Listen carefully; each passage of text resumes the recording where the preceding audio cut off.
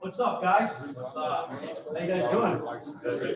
Been good? So, yeah, I'm doing good, man. I'm freaking alive. It's Friday morning. Well, welcome. We got a lot of people still coming out. They're coming in the lobby, but I'm going to get started out of respect for your guys' time, nonetheless. You guys are here early, right? Yes. A lot of you guys are on time. And early. Cool. All right. How many of you guys know what happened in California? There's not one hand that did it.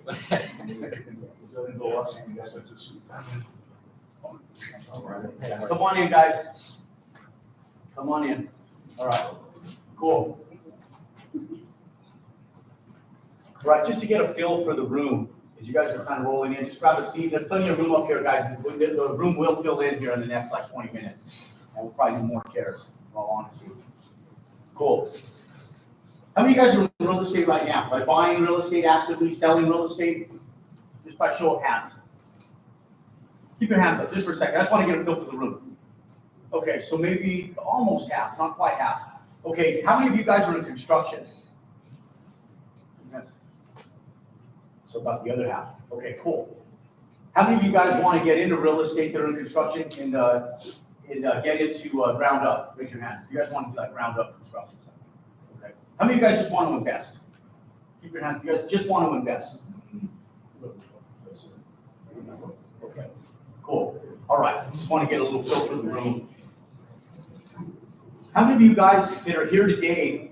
I want to see what my marketing is like. How many of you guys have no idea who I am past? Except for the ad that you guys saw just a couple days ago. Raise your hand. You guys know who I was a few days ago. Okay, it's just a few guys.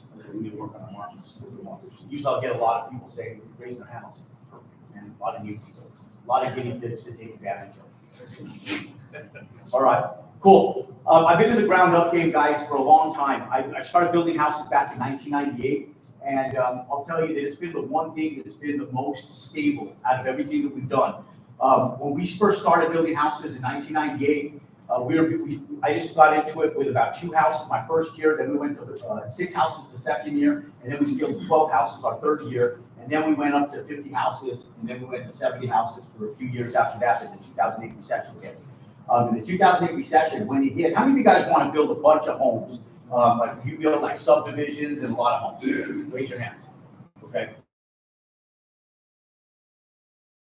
Cool. How many of you guys want to do like 60, 70, 80 homes or 100 homes a year? Raise your hand. Okay. I'm going to ask that same question here in just a little bit. Okay. Okay. When we started doing this, one of the biggest things was I wanted to grow and I wanted to grow fast. And we opened up a concrete company. In 1998, we were pouring concrete. We still own that concrete company today. We do about $14 million a year in concrete work. Most of that is government work. And we still do a lot of residential driveways and foundations and stuff like that too. It's been a great business. I had no idea. I started off in multi-level marketing in 1993. That was like my introduction to business. And we got shut down by the FTC in 1997. And so in 1998, for like a year, we were like in this interim time, and we had started direct sales companies, door-to-door sales companies, and we helped a small company called Houston Farminex. It's a multi-level marketing company, go to China at that time. You guys know the professional swimmer, Mark Spitz. He held all of gold medal records over Michael Phelps before Michael Phelps crushed his records. He's a good friend of mine. He's still a good friend of mine. And we opened up China back in 2004. While we were doing all of what we're doing here today in real estate, concrete, construction, and everything. We got into retail in 2000. I bought my first building in 2000. And it was a building that I bought just to be able to house my concrete company and then rent the rest of it. Because in multi-level marketing, I learned that if I went in and I rented an office, I could go in and lease desk space and get the office to pay for itself and actually make a living off of it too. Because I was charging everybody like $500 a month for a desk to be able to rent my office. My rent was $2,000 a month. So I just loaded the office with desks and had distributors in there that would pay me desk rent because I sucked at the business. Okay? But I was good at renting desk space. But then I got good at the business a few years later, so I was doing renting desk space, and we were crushing it in multi-level marketing until 97 when the FTC shut us down. Okay, we just grew too fast. If you guys Google Equinox International, we were a water filtration company. Back when there was no water filtration in the market, there was no waters on the market except for Evian and distilled water for the radiators of your car. That was all that was on the shelves, and those bottled waters had dust all over because nobody was buying them. Okay, so that was the era that I came from. Now, when I got into concrete, I just knew how to sell. It's an accident, guys. I didn't get into real estate on purpose. And when people ask me, what do you do for a living? I'm just a business entrepreneur, guys. I didn't know what the word entrepreneur meant until about 5 years into being self-employed, okay? People would say, oh, you're an entrepreneur. Yeah, I wasn't that sophisticated, okay? I didn't know what the word meant. And so a few years into going in and being self-employed, I found out I was an entrepreneur. All right. And truth be told, we own restaurants, we own a lot of different stuff across the United States right now, and we've been in the game for over 30 years. The one thing that's been the most since we started was buying land and building houses. We were building over 70 units a year, and let me tell you guys, we had over 200 employees that were working for our company. We were working in ownership with title companies because it helped us close our transactions. We were our own brokers, and we self-performed every way. We were buying our own land, we were developing our own land, we were building on our own land, and we were selling our own properties through our own brokerage with over 200 employees. The best thing that came out of the 2008 recession was that we were forced to downsize because we were servicing a beast, guys. When we took a collective effort in 2012 to look at what we were doing between when we were doing 70 homes a year, and then when we had scaled back down to 12 homes a year, our gross net income was only $500,000 difference, guys. When we were doing 70 homes a year, 12 homes a year. 70 homes a year, 12 homes a year, $500,000. What I'm going to show you guys today is how to go in and generate 6 figures, just building one house a year. And it's life-changing. We only build about 4 homes a year now. We've gone into the multifamily space aggressively. We were building retail up until about 2009. And in 2009, we stopped building retail because we almost got taken under with the 2008 recession. Okay? All our new product was completely empty. Businesses were not leasing from us anymore. Come on in, guys. Businesses weren't leasing from us anymore. So the problem was that we had all this retail, all our value add stuff was filled with customers. And we had tenants with them. They're all mom and pop shops. But all our new stuff, we couldn't get national tenants to sign a lease for the life of us. And so we went into Phoenix. And Phoenix at the time was one of the 5 largest distressed markets in the nation.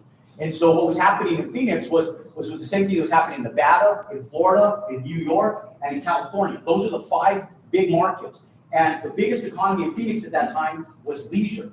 And so Texas, you guys, Red McComb and these guys, I had a place over in Lake Medina, and I had a place over in Largo Vista. I lived in Texas for a long time, so I love Texas. Because when the multi-level marketing company got shut down, I had an office in San Antonio. We were doing business in Austin, and we were coming up to Dallas all the time. And so when all shit hit the fan and the company got shut down, we were here in Texas. And I remember driving past, going down I-10 in San Antonio, and Red McComb is just freaking scraping land, man. He's just still building in the 2008 recession. It was unbelievable. You come to Dallas, same thing. You know, Emmett Smith is starting East Smith Realty. Things were booming at that time, still in Texas. So Arizona brought all of their underwrite administration for planning and zoning and progressive growth and economic development to Texas to be able to learn what Texas was doing with growth.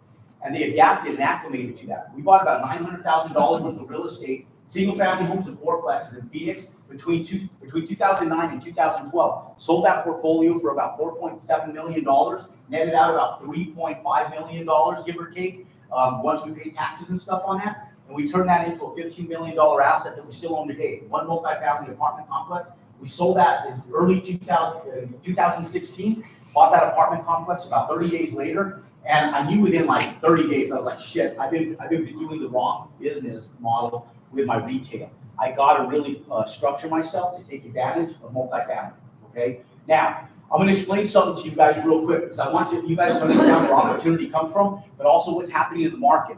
It's going to be the tail end of what we're talking about today, but I want to build up to that because I want you guys to understand where opportunity lies and where the economy is right now, okay? Now, this building that we sit in, if you guys look outside, all of these offices, multifamily, everything is underwritten based on money, okay? Everything is underwritten based on how much revenue that an asset can bring in.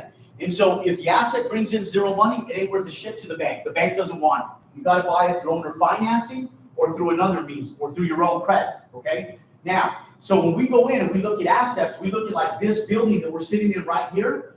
In 2021, this property was worth more than it is today. When the economy changes, guys, it doesn't have anything to do with the tenants that are in that building per se. It doesn't have anything to do with what those tenants are paying per se, if those variables don't change, okay? So if you have a property that's full, okay, let's say you have an apartment complex like this one right behind us, and let's say that that property right there is 95% filled in 2020. Now, once the pandemic hit, what happened is that our economy got stimulated immensely, did it not? Right? $9 trillion was printed into the market, yeah? Okay, now, the biggest thing is our dollar bill dropped, but assets went up, guys. And so one of the big things that happened is that if you take like this apartment complex right behind us or hotel, let's say that the revenue on that brought in, let's say there was a smaller one. So that way we talk in numbers that are balanced to where we are mentally and physically, okay? So let's say that that property brought in $300,000, but after all expenses, after everything was paid, insurance, property taxes, there's some room up here, guys. We got like 5 seats right up front here. You guys come up front. This is like church. I'm your usher. Come up front, sit your ass down right there. I'm going to pass the tray. You guys put your money in here. All right.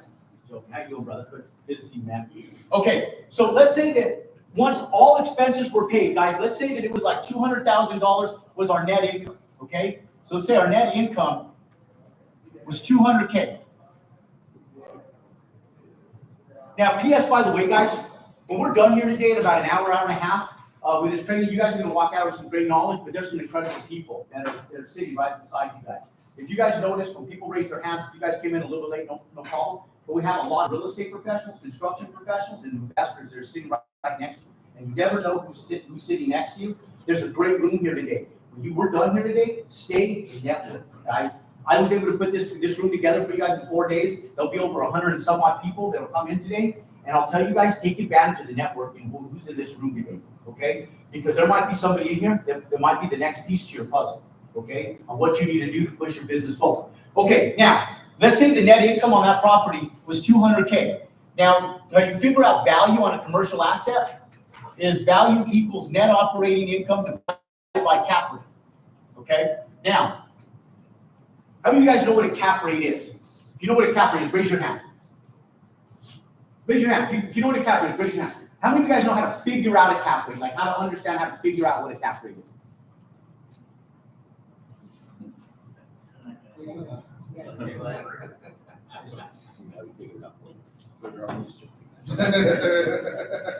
Cool. Okay. So for those of you guys, the vast majority of the room does it. And let me explain something to you guys. If you guys don't know what a cap rate is, it's okay. I didn't know what a cap rate was when I was already worth about $25 million in commercial assets. We already owned about 1 million square feet of retail. And I just bought it based on common sense on does this thing make money? That's how I bought my assets. Does this thing make money?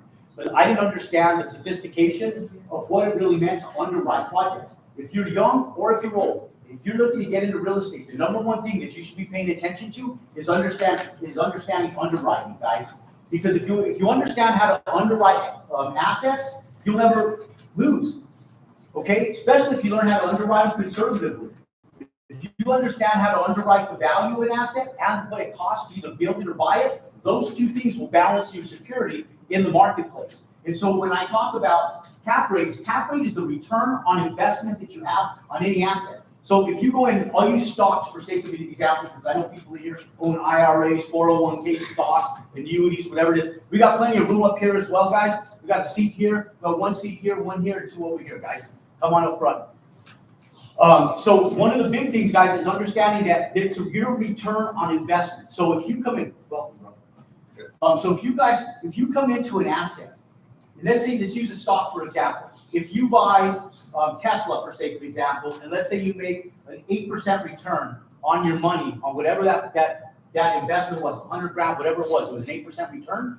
In real estate, if you pay cash for an asset, whatever you invest into that asset, the cap rate is your rate of return. So it's the same as what you'd be making like on Tesla. If you made an 8% return on Tesla that year, that's your return on investment. Are they the same? No, they're completely different, but just for sake of example, what's up, man? Good to see you. For sake of example, a cap rate is your return on the investment of what you're actually purchasing and getting a return on for the purchase of that asset, okay? So for sake of example, if you buy an asset and that building right there was selling for a 5% return on investment, that is your cap rate, Okay, now, cap rates have to run in alignment with interest rates, because if they don't, you can't pay an interest rate that's higher than a cap rate. Does that make sense? Because if it doesn't make enough money, like if your interest rate's 8%, but you're only making 5%, there's a 3% spread. That difference comes out of your pockets. Make sense? Does that make sense? Yes. Okay. Look, guys, in 2019, pre-pandemic, the market was different. When I went in and bought that asset in Phoenix I was talking about, I bought that at an 8% cap rate. I paid for an 84-unit apartment complex. I paid $7.3 million. I bought it at an 8% cap rate. The next year, it was just the next calendar year, but it was literally only about 6 months later, I went back to buy a 72-unit apartment complex. I paid $1 million more for it, and I had 12 less units. And it wasn't even as nice as the 84-unit apartment complex because it sold and traded at a 7% cap rate. So when I saw that, my head went off. I said, shit, if these things continue going up in value as cap rates go down, I'm going to build these things because I could build them and stabilize them at like a 15% return on investment. And I could go in and make a 15% return on my investment, building them as opposed to buying them. So I bought that second one. By the next year, 6% cap rate. Who can tell me what was happening? Interest rates were going down, right? Okay, interest rates were going down. So as interest rates were going down, cap rates were also falling and going down with them. So when interest rates got down to sub 3% interest rates in 2021, what was happening is like this building right across was trading for like a 3% cap rate, guys. So you could go in, and let's say we had that 200K. Who has a calculator on their phone? Yeah, I mean, if you guys say no, Mark. Okay, so 3% cap rate, okay? So if you take $200,000 divided by 3%, who can give me the value of that asset? This bunch is $200,000, what is it? 6.6 million? Okay, so that equals $6.6 million. Okay, now, here's what I want you guys to understand. Same tenants, no difference. Still at 95% occupancy, no tenants have changed. The walls are the same, the carpet's the same, the roof is the same, the paint's the same, the tenants are the same. The tenants are paying the exact same amount of money, guys. 2021, now it's 2025.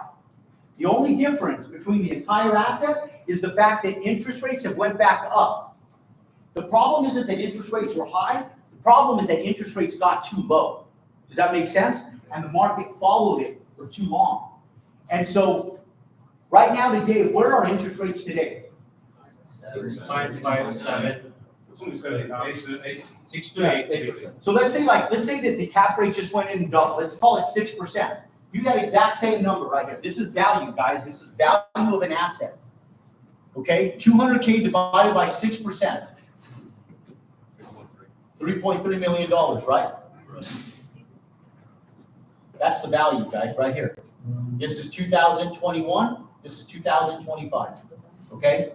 How do you go in and refinance a property that was purchased for $6.6 million? And today, it's only valued at $3.3 million. You guys see the problem in the market? That's opportunity, guys. There's more opportunity with that right there than there is in California right now. Does that make sense? Okay. This is the premise and the basis of everything that we're going to be talking about today with building houses. What does that have to do with building houses? How many of you guys want to pay taxes when you learn how to make money building houses? Anybody? I shouldn't see one hand. Okay, here's the thing, guys. Commercial assets, you're going to be forced to get into them if you don't want to pay taxes. Does that make sense? Okay, so everything that we do, guys, is predicated around protecting our investments and protecting our money. And so today, everything that we talk about is how to protect that. You're going to be forced to get into duplexes, fourplexes, 6-unit, 8-unit, 10-unit, 12-unit apartments, or any type of commercial asset, because you can cost segregate them, and we'll talk about that a little bit more as we move through the day. Does that make sense? Yes. Now, when we do this, guys, I'll build those assets for free if I have to pay no taxes. You know why? Because I have a cash-producing asset, and I don't have to pay taxes on the money that I make. Okay? The biggest problem that most people think they have is making money. Making money is not hard, guys, and I'm going to show you guys a real business model that's worked for me, and it's my business model. I didn't build it for you guys. I selfishly built it for me. At a time when I was broke, the FTC had shut us down, I built it by accident. And I've just perfected it over the years. In fact, we perfected it a little bit better. Is it perfect? Perfect? No, it's not perfect, but it's pretty damn close to perfect. We cleaned it up and we perfected it in 2009 after the 2008 recession, kind of moving through it. And it was the only thing that continued producing large revenue for us as we pushed through the recession. Okay? Now, everything has to do with quality. There's some seats up here, bro. Come on up here, brother. Yeah, we got two right here, and I got one right here. There's another one right over here. Come on in, my friend.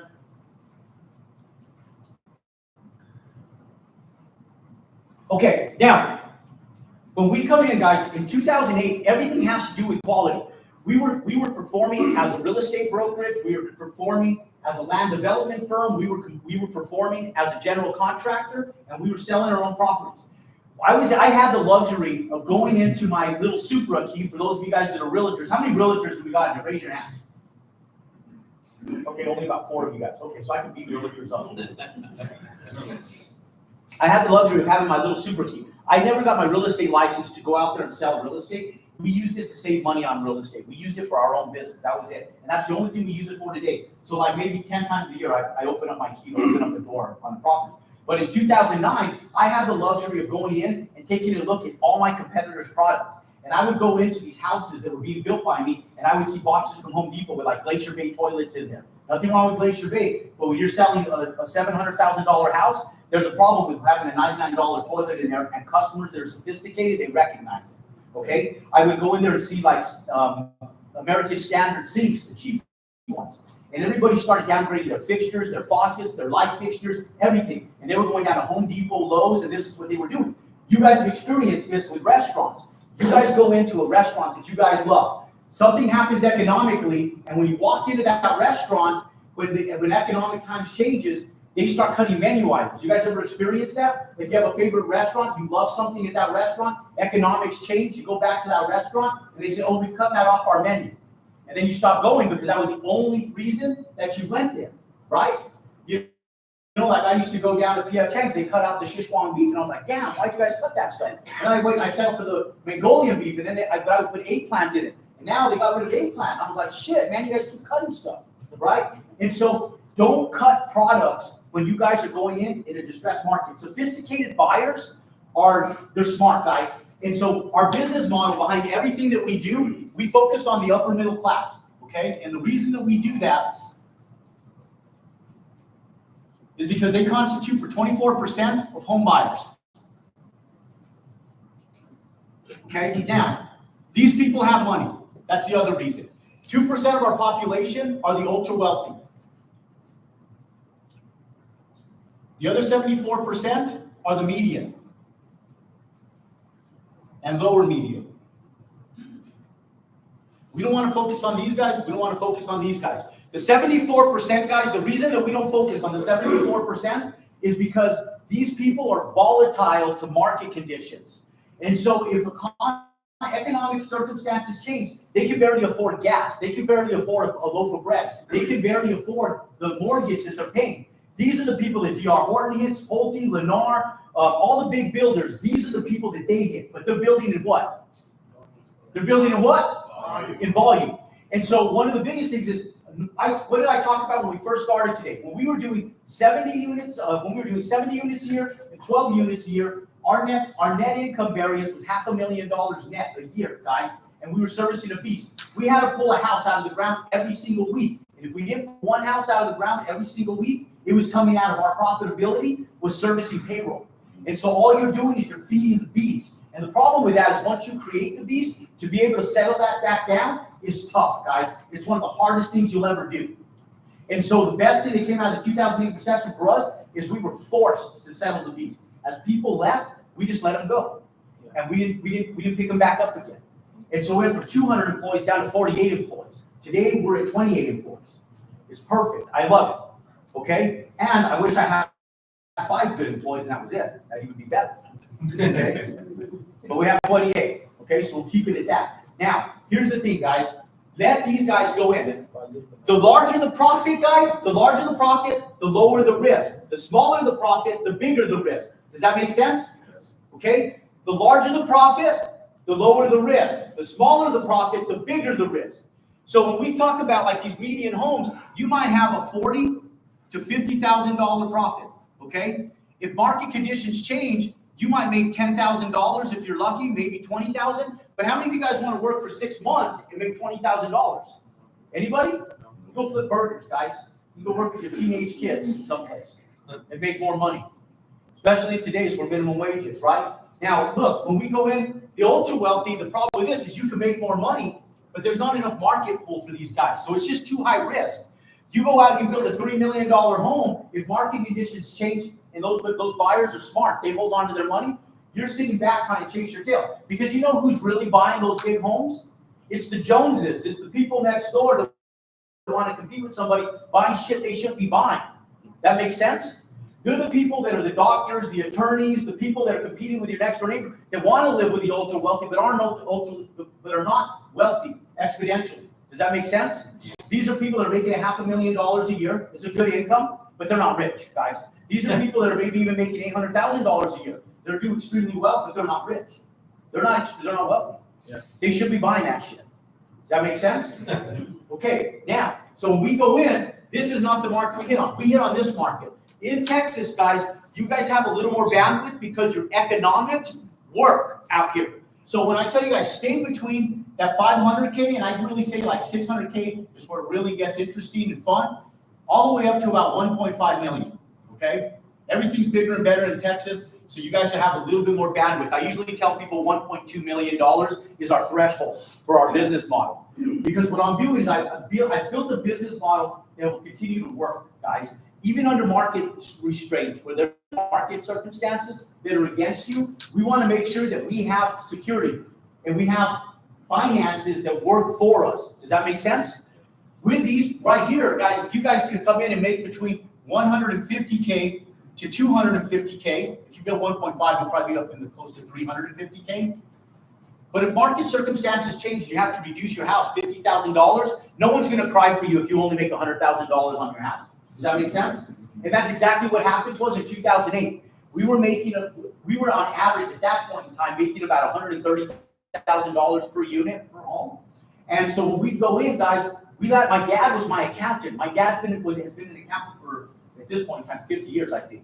You know, he's in his late 70s now. But he doesn't do my accounting anymore. At the time, my dad was my full-time accountant. And my dad came to me, he goes, Jerome, you have a tax bill. I said, there's no way. We fire sold everything, Dad. We shouldn't have any tax bills. And he goes, no, you made profits on all your homes. And I said, there's no freaking way. And so we went through all the houses. The least profit that we made on any of the houses we made was $48,000 on one and $52,000 on the others, on another one. And then all the other ones we made larger profits on. Those were our two worst homes we've ever sold in over 28 years, guys. How many people think that's pretty freaking cool? Okay, I didn't do it on purpose, guys. How many people think that's cool?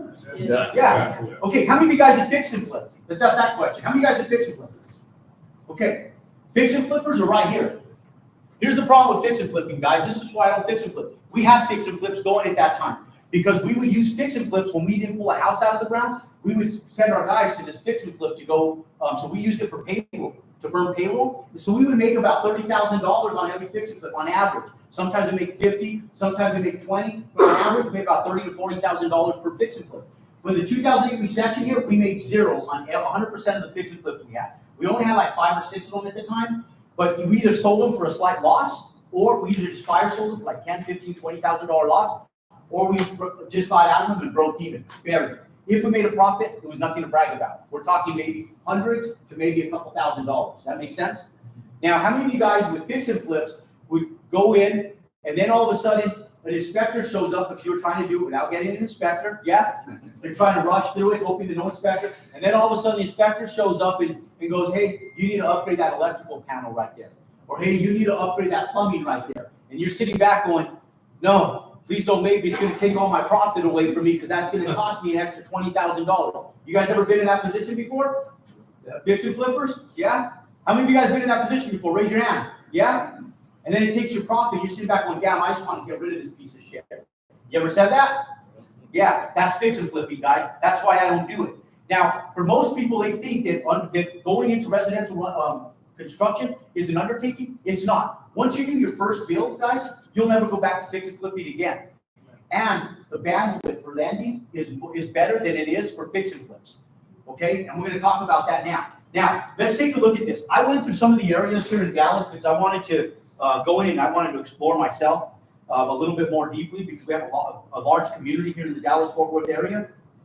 And I did a little homework myself just to be able to make sure that I was going in. Now, the area that I liked the best was I loved Southlake. You guys are familiar with Southlake? Yeah. Nice homes up there? Yeah, semi-rural. How far is Southlake from you? Oh, really? That close? Yeah. Oh, shit. Okay, cool. Colleyville was nice, but just friggin' expensive, man. Like, they're selling land up there for like over $1 million. Yeah? Okay. So I looked at Colleyville, but those houses up there are selling for between $3 and $8 million, aren't they? Yeah, they're just big homes, big properties, big expensive properties. Now there's some land opportunity up there though, and I saw that when I went in and I Googled it. There's more land opportunity out there than anything else. Copel. Again, guys, I'm dyslexic. I was born dyslexic. I don't know how to read shit, but guess what? We did $600 million in business somehow. I know how to do math, all right? So I was the one that went to the little reading van at school. They pulled out in art class and said, hey, come with me. Jerome, it's your turn. Come over here. Jerome, come out of class. And then they take me outside of class and put me in the reading van. Guess what, guys? If your kids are battling mentally from dyslexia or anything else, don't worry about them. They're going to be creative thinkers. They're going to be somebody that's going to go out there and crush it. Because the people that streamline their education and get A's and B's, they ain't creative thinkers. So let your kids go out and kick their ass. Not physically kick their ass, but kick their ass financially. Okay? Don't worry about them. They'll be fine. Every time I see a kid like that, I tell the parents, don't worry about them. They're going to be creative thinkers. They'll be just fine. Okay? Because that's me.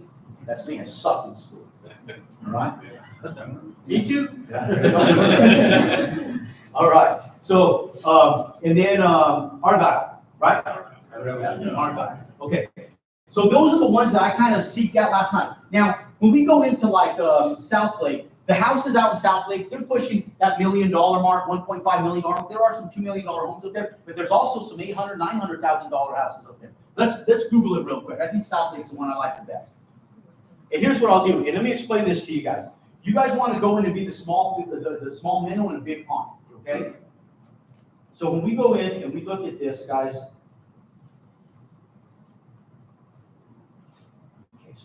Southlake, $1 million homes for sale in Southlake.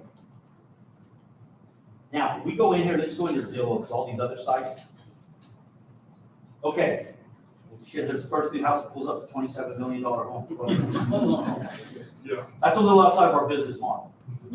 Okay, but there was a lot of them in here.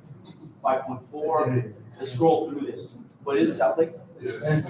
Yeah, Southlake. You talked about the rich people. Yeah. Yeah, there's some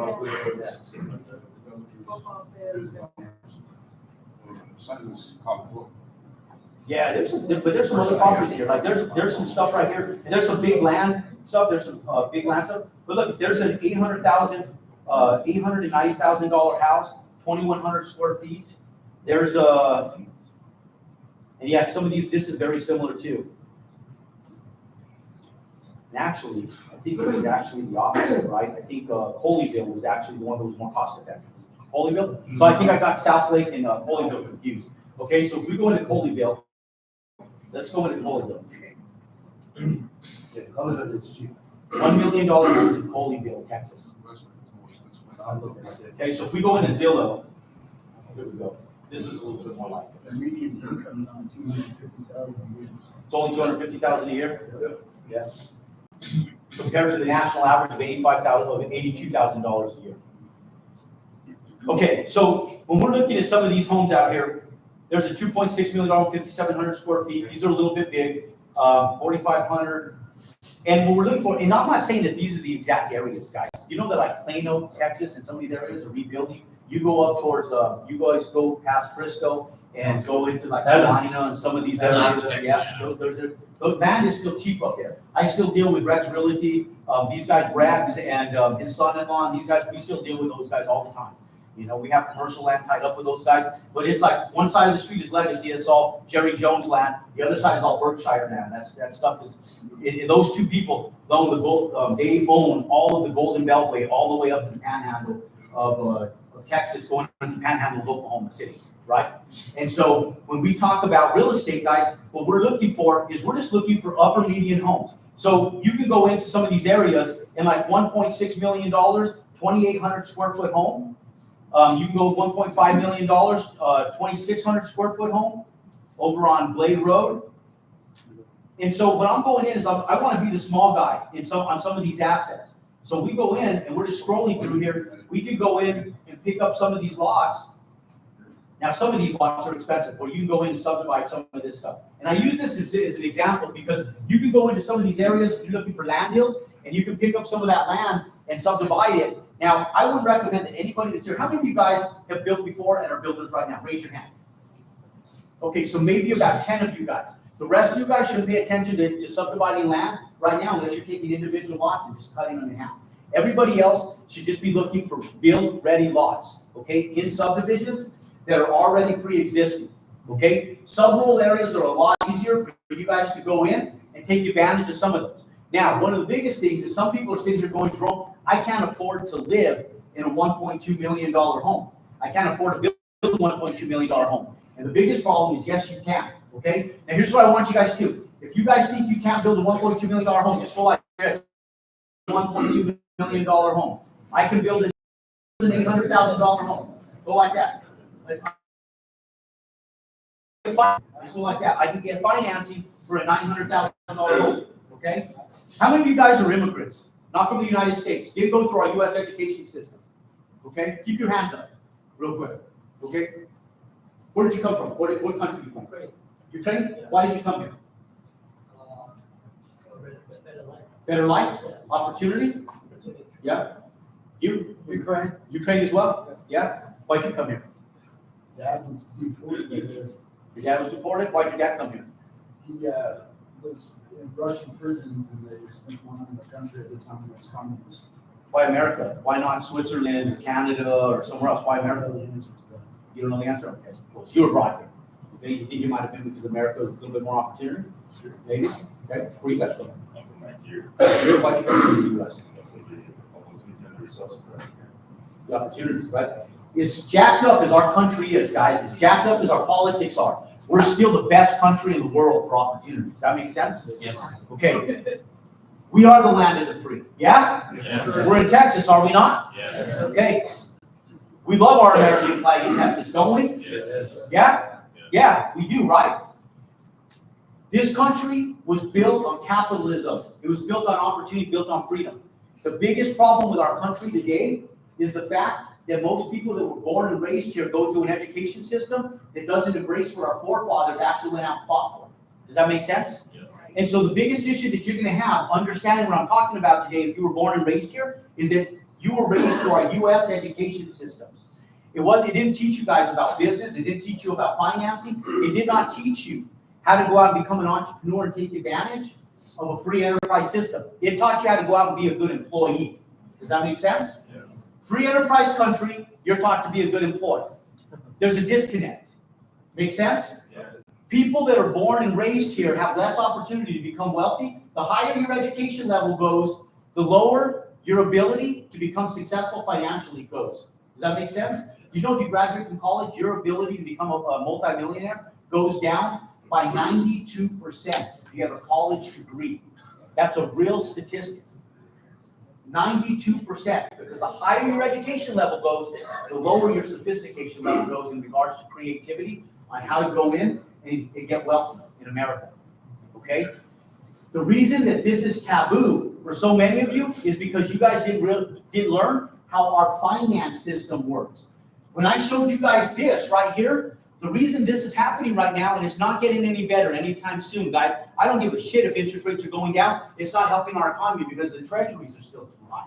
When the treasuries are too high, government spending is too high. When government spending is too high, that money doesn't go to the banks, it goes out of the country for bombs, airplanes, and wars, stuff like that, okay? So it doesn't go to the banks for lending. So the problem is we can't get that money. So the reason that we go in and we're building multifamily apartment complexes right now and we can't get lending on them that we want, we're going in, guys, my big multifamily, we're getting 52% loan to cost, 52%. So an asset that we would go in and have to raise $2 million for, we have to now go in and raise $10+ million for. Does that make sense? The price of that equity on a debt perspective is so exponential, you don't even want to be there. So when I talk to you guys about today, what I want you guys to understand is that there is money in small assets right now. Don't be paying attention to big assets. Right now is a time to focus on small assets, houses and small multifamily. Why? Because your local lenders will lend on it, okay? Large assets, big institutional banks, there's no money available for you guys. The bandwidth for execution is bad, and investors know it. So investors will come in and invest in small assets because there's a return on investment. Now, there is a way, there's a trick on how to build big assets, but if you get them too big, they still don't pencil. I'm gonna hit on that really quick at the end of this. Because how many of you guys are syndicators in here that do multifamily syndication? 1, 2, 3, 4, 5, so there's about 5 or 6 of you guys in here. Right or wrong, but I'm saying, how are multifamily investors doing right now? Is it hard to raise capital? Yep. Extremely hard to raise capital. And I'm gonna explain why. And I'm gonna explain the difference between what we do and what other people do, but there is a threshold that halts at a certain level, okay? And I'll talk about that here in a little bit. Now, let's go back. In a nice area where an $800,000 home to a $1.2 million home is selling for, what does land cost for a pad site? Just for one small piece of land to build a house? 100,000? 200. 200,000? 200. Then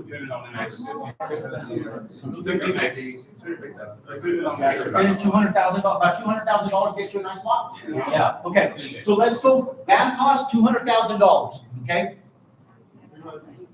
Yeah, there is some there, 300. Once you get into 300 though, that house has to sell for $1.5 million, okay? The number is, you gotta stay under 20%, guys, of the house value for the land, okay? If you stay under 20% of the cost of the overall resale value of the overall resale value of the house, it stays under 20%, you'll be okay under that, okay? Now, obviously, the lower you get your land for, provided that comps support you in that area, you'll still be able to go in and make a larger profit because you let them make you money on their land. So let's say if the land cost is $200K, okay?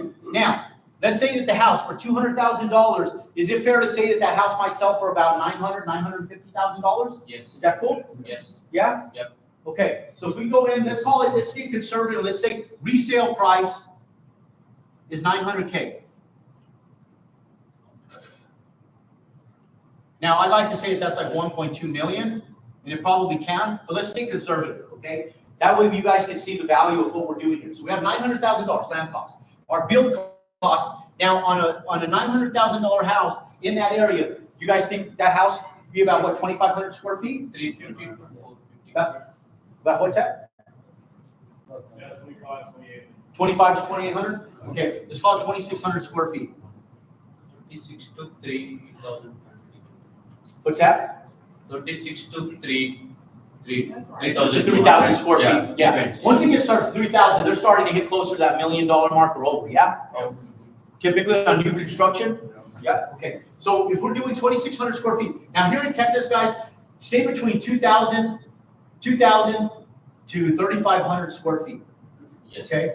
Now, I usually say don't go over 3,000 square feet, but everything's bigger and better in Texas. So we're gonna give you guys an extra 500 square feet to play with, yeah? Okay, now I want you guys to understand this concept before I go any further. Look, there's economic circumstances working against every single person sitting in these chairs today. 100% of you guys are battling economic circumstances that are outside of your control. They're outside of my control, they're outside of everybody's control. It's not in government, okay? So understand that the way you protect yourself in business is you underwrite for your worst case scenario. Does that make sense? Now, it doesn't matter if the economy is doing incredible and you're gonna be challenged mentally to stay within this threshold when the economy is doing good. I promise you, because I see my students doing it all the time. Because it's easy to push the bar when economic circumstances are doing really well. How many of you guys that have fixed and flipped or built houses have ever been in a position you go, man, that was good, I made some money, one more house. And you know that there's a market turn that's coming, but you sit back and go, okay, I get one more in. How many of you guys have ever done that? And then you do that one more house and you go, one more, I know I can fit one more in, right? And then you go, okay, and then after that one, you're like, I think we're still okay, I'm gonna do just one more house. And then all of a sudden you get to that one more house, and then you get your ass reamed on that house. You guys ever been there? How many of you guys have ever been there? Okay, you know what I'm talking about then, yeah? Yes. Okay, so look guys, don't build what people want, build what they need. Does that make sense? Yes. People want a 4,000 square foot home, but do they need a 4,000 square foot home to raise a family? No, they don't need a 4,000 square foot home. They might want a 4,000 square foot home, but they don't need one. When you go in, guys, and you're doing our business model, build what people need, not what they want. If you always do this, you'll always be okay. Because even under market constraints, people need a home. They need a place to live. They need a place for their family. They need a nice 3-4 bedroom house to be able to raise a family, yeah? Yes or no, yeah? Yes. Okay, so when we come in, guys, always build what people need, not what they want. So we're gonna stay right in this threshold here. So if we say 2,600 square feet, our cost to build is gonna be right about that $155 a square foot, especially here in Texas. Now, if you have to hire a general contractor, which most of you guys will, you're gonna be about $165 a square foot. Okay, so we take that 165 per square foot. According to the National Association of Home Builders, the average price to build a home today, as of January 1st, 2025, is $139 per square foot. It went down $2. It was $141 a square foot. That was the national average, guys. Okay, so we're building a slightly nicer home. You guys here in Texas love your Texas limestone and brick. So we're gonna give you guys that Texas limestone and brick and give you guys a little bit more. Yes, sir. 165, is that, I guess, to build a higher upscale $1 million house, or what? Or is that an average for a building of $300,000 to $400,000? It's a nice home. It's good. You were gonna build a house to fit a $900,000 house. So like a $400,000 house might be like close to like 120 or so. 135. It's hard to get under 135 to build a good quality product anymore. But you can build 135. You can build a nice product for it. Okay, and you can. There's homes that are going. You can build a house deal right now for under $120 a square foot. That isn't our business model because that starts falling into this right here. Okay, that starts falling into this right here. Now, when you build multifamily, if you're doing like Litex build, some of that stuff, that's where that type of stuff starts to come into play. Does that make sense? Okay, but for right now, look, guys, a drowning person can't save a drowning person. I'm talking about financially drowning. And there's people, most people in here are not financially drowning, but how many of you guys came here today because you wanted to make less money? Okay, how many of you guys came here today because you want to make more money? Yeah. Raise your hand. How many of you guys came here to make more money? Say yeah. Yeah. All right. So when we go in, guys, you want to go in and get yourself in a place where you can go in and make more money. Okay? So when we do that, we need to take it from people that have money. Make sense? Yeah. You can't take it from broke people, guys. That's why we stay out of this part. Not that all these people are broke, but there's less money here. There's more money right here at this 24%. Make sense? Yes. Okay, so we come in here, guys, $900,000 house, build cost 165. We're gonna multiply 165 times 2,600. What is that number? 429. Okay, now that's our build cost. Thank you, Victor. Now, when we come in, guys, we're gonna go in and we have our closing cost on this house. It's gonna be 6% on closing cost. The benefit to us, the reason that I got my broker's license, because when I got to 12 homes, I was like, shit, if I do 12 homes a year, 3%, the houses back in the late 90s, early 2000s were selling for about $400,000 under the same business model. If you multiply that, that was over $120,000 in commissions. $120,000 in commissions, that would go in and buy me more land, and that would help me build my houses more. So I was sitting back going, shit, 1 year I could build one extra house with the money that I saved in commissions. And so I went and got my broker's license to save money. Does that make sense? And I put that money to work instead of giving it away to somebody else. Now, when we come in, guys, 2.5% to the buyer's broker, 2.5% to the selling broker. NAR, they settled in court that you have to disclose your commissions now. Negotiate them. Negotiate them. Yeah? Yes. Don't be paying more than 5% gross commission on any real estate transaction. 2.5% to the buyer's broker, 2.5% to the selling broker, 1% to escrow. That's 6%. What's 6% of $900,000? 45K? Okay. 45K. Now, your loan on this is going to be right around 20K. It's actually going to cost you probably close to about 10K to 12K in debt service. This is your debt service. Okay? Now, the way that works is, let's say that you're at 8%. Okay? Here's what you're going to need. Let me pull out my phone so I can move on this one a little quicker for you guys. Okay? So we come in, guys. These are the two things that you're going to need. These are bypass costs on these other ones right here. These are bypass. You won't pay this until the house sells. You don't pay this until the back end. This is what's called, will come from what's called interest reserve. Does that make sense? Yes. Okay? You're not making monthly payments on this house. Okay? How many of you guys want the bank to pay for the land for you? Raise your hand if you want the bank to buy the land for you. Okay? Now, there's two ways to pay for this land, guys. Two ways. You can either pay for it out of pocket and go in and spend $200,000 for the land, or you could do owner financing on it if you want, or you can get the bank to pay for it for you. How many of you guys want to learn how to get the bank to pay for it for you? Okay? Now listen up, guys. This wasn't taught in school. Okay?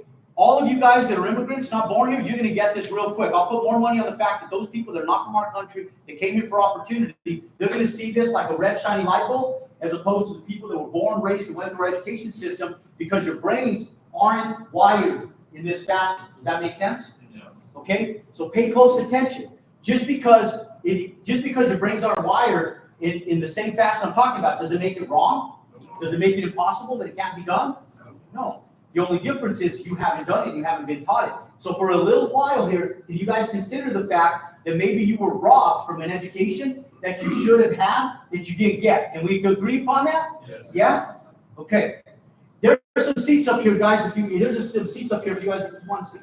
Okay, cool. All right. So let's come back in here, guys, and let's take a look at this from a lending perspective. So that's $629,000. Okay? $629K is our loan amount. Okay? We take this 629 multiplied times 8%, you're going to be about $50,000, but you're going to take 30% of whatever that number is, and that's the number that you're going to have. That's going to be about your debt service number. And the reason why is banks will not just go and dump $629,000 in your bank account. They won't just dump 629 in there. What they do when you get a construction loan is they give you draws on your money. Okay? So when they go in and they give you draws on your money, they'll only do it for what you have completed and collateralized against that bill. So the first draw is going to be this $200,000. Okay? That's going to pay for your land. So the only thing you're paying interest on is not 629, it's the 200K. When you pour your foundation, you're paying the debt service on the land, the dirt work, the foundation. When you go in and you frame your house, you're paying debt service on the land, the dirt work, the concrete, and the framing materials and the framing labor. Does that make sense? Okay. Now, if you multiply it by 30%, that's going to be your debt service. It's actually closer to about $12,000 with an 8% interest rate, provided that you guys pay attention and you guys do this build in 6 months. We were doing these builds in 120 days, 4 months, back when we were really building hard. Now it takes us about 5 months. I'm a little more laxative on how we build them now because we're doing so much other stuff. So I usually take about 6 months to build my houses. Okay? So if it takes you 6, 7 months, then you sell your home, you're going to have about $20,000 in debt service. Okay, now let's add these up real quick and let's look at our profitability. We have 629, we have 649, 649, 89, 90, 94, right? So we have 694. Is that right? Did I have that right? 694? What is my total? 20K, 45K, 40, 429, 200K. What is it? 694, right? $694,000. Okay, that's our total cost, guys. Total cost. We paid too much for our land. We paid too much for our land. We're real conservative on our resale price. We take $694. We subtract from $900,000. That's $206,000. Yeah. Yes. That's our net proceeds, guys. Hiring a general contractor to help you, mind you. Okay. You build it yourself, you'll make more. Make sense? Use a general contractor, resume into this stuff, guys. If you guys ever see me in my shirt that says resume up, the reason why is because we're resumeing every single person that's sitting in these chairs. We're resumeing you guys up into larger assets. Does that make sense? Yes. Okay. Now, Jerome, is that a 20K for your debt service? Does that include your closing costs to get your hard money loan or your bank loan and your interest only monthly it payments? just depends on the bank, bro. So these are just general numbers. It depends on the bank. In some instances, yes. In some instances, no. If you're using hard money, probably not, because your costs are usually a little bit more if you're using hard money. But even if you end up going in, let me tell you guys, I got two, and I always tell Miranda's stories. You guys have heard the story before, because she's given the most away to her lending. That's the only reason I tell Miranda's story. We got 1,800 students across the United States that work in our community. They're fucking kicking ass right now, man. Every freaking day, man, people are coming in, are starting new builds. It's amazing, man. It's freaking love it. But there's a woman, her name is Miranda. She started working with us about 2.5 years ago. And Miranda was a stay-at-home mom. Her husband worked as an IT tech, and he was making probably about 200 grand plus a year, working under an IT company like Intel. And I'll tell you, she came in as a stay-at-home mom, mother of 4, and she's crushing it right now. When she first started, she came in with bad credit. She ruined her credit fix and flipping. And she went in and she gave her hard money lender 50% of her profit, and she did 100% of the work. How many people think that's highway robbery? Okay, how many of you guys would do that? Would give 50% of your profit away? Okay, so Mike knows the story. Yeah, Mike, put your hand down. I would, because I'm too. Yeah. Because it's not there. Yeah. So here's the thing, guys. Mark. So one of the big things, man, is that when you guys come in, guys, and you guys get started, there's a bandwidth for entry. Miranda had bad credit. She went in the Santa Fe market. She built her very first house, guys. She made $260,000 gross net, gave $130,000 to her hard money lender. She walked away with $130,000 net profit, guys. $130,000 net profit. She did that for 2 houses. After 2 houses, she went to her hard money guy and she said, "Look, I'm not going to use you anymore. I'm in a position where I can go out and I have options." And he said, "No, you know what? Let me keep financing them for you, Miranda. I'll only take 10%. But her bandwidth still grows. So now, this last year, guys, she did 6 homes this year. 6, guys. 6 homes. 2.5 years working with 6 homes this year. She's making $230,000 net on every home. He's making $30,000 on every house. How many people think that's brilliant? Yeah. So what's your bandwidth of entry, right? So you can it? Yeah, it costs you $50,000. You're still going to land up making about $170,000 on this bill, conservatively speaking. How are you doing? Okay. Now let's talk about this. If you're only building houses, $200,000 might not move and off people. But let's talk about time versus the reward of what you're doing. Let's talk about this real quick. I build multifamily. That's my full-time gig right now. Is we build multifamily. I still run a full-time concrete company. Both of those 2 companies definitely net me more every year doing those than when I do building houses. I only build 4 homes a year. Okay, the houses that I build, I make about $280 a house. So we're netting $1 million net take home in our pocket, building 4 homes a year. Okay, let's talk about why I still build those. Okay, 1, they're 5 minutes from my house, literally. Sometimes they're 5 minutes walking distance or 5 minutes driving distance. That's why, it's right on my back door. And so I go in, the houses that we're trading are about $830,000, $850 for each house. They take me about 6 months to build. I have one girl in the office that helps me with them. And all she does is the accounts payable and accounts receivable. That's all she does. I manage the subs now. I don't even have a superintendent that does those 4 homes with me. And I'm still doing everything else that I do. Now, for everything else, we have employees. But for the houses, I started building them when the market went gangbusters and we had this education platform. And I was like, I'm not building houses no more, I'm only doing multifamily. And then I started seeing my students making like 250, 300 grand, where on average before 2020 came around, I was averaging about $175,000 net profit on every house. And I was like, holy shit, I could make an extra 100 grand more than I was making doing the exact same work 2-3 years ago just because of the pandemic. So I started building houses again, and I said, I'm just going to build 2 to 4 a year. That's it, guys. And that's all I build.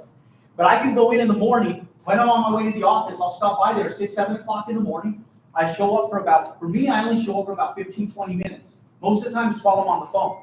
And then with a Nearpod, and I'm taking pictures while I'm on the phone of shit that's wrong.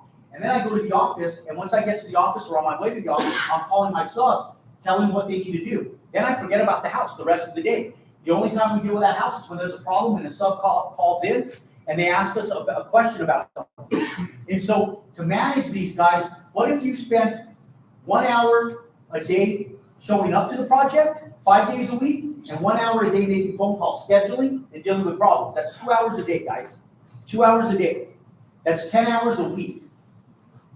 How many of you guys could afford 10 hours a week to be able to make an extra $200,000 a year? Say yeah. Yeah. Okay? That's the reality of it. How many of you guys would benefit, and how would this impact every single family in here if you brought home, in addition to what you're doing now, if you only did 1 a year, how would this impact your family, your life, and your family's life in a positive way? Would it? Yes. Yeah. I have a question. That's the difference. Yes, sir. how do you learn this experience to see the subcontractor doing the job properly? We are brand new to this thing, right? We don't know what is it. I am so fucking glad you asked. I am so glad you asked. Okay? And the reason why, guys, is this. Let me explain something to you guys. The reason that you guys are here is so I can invite you guys out to come spend a day with me in San Francisco.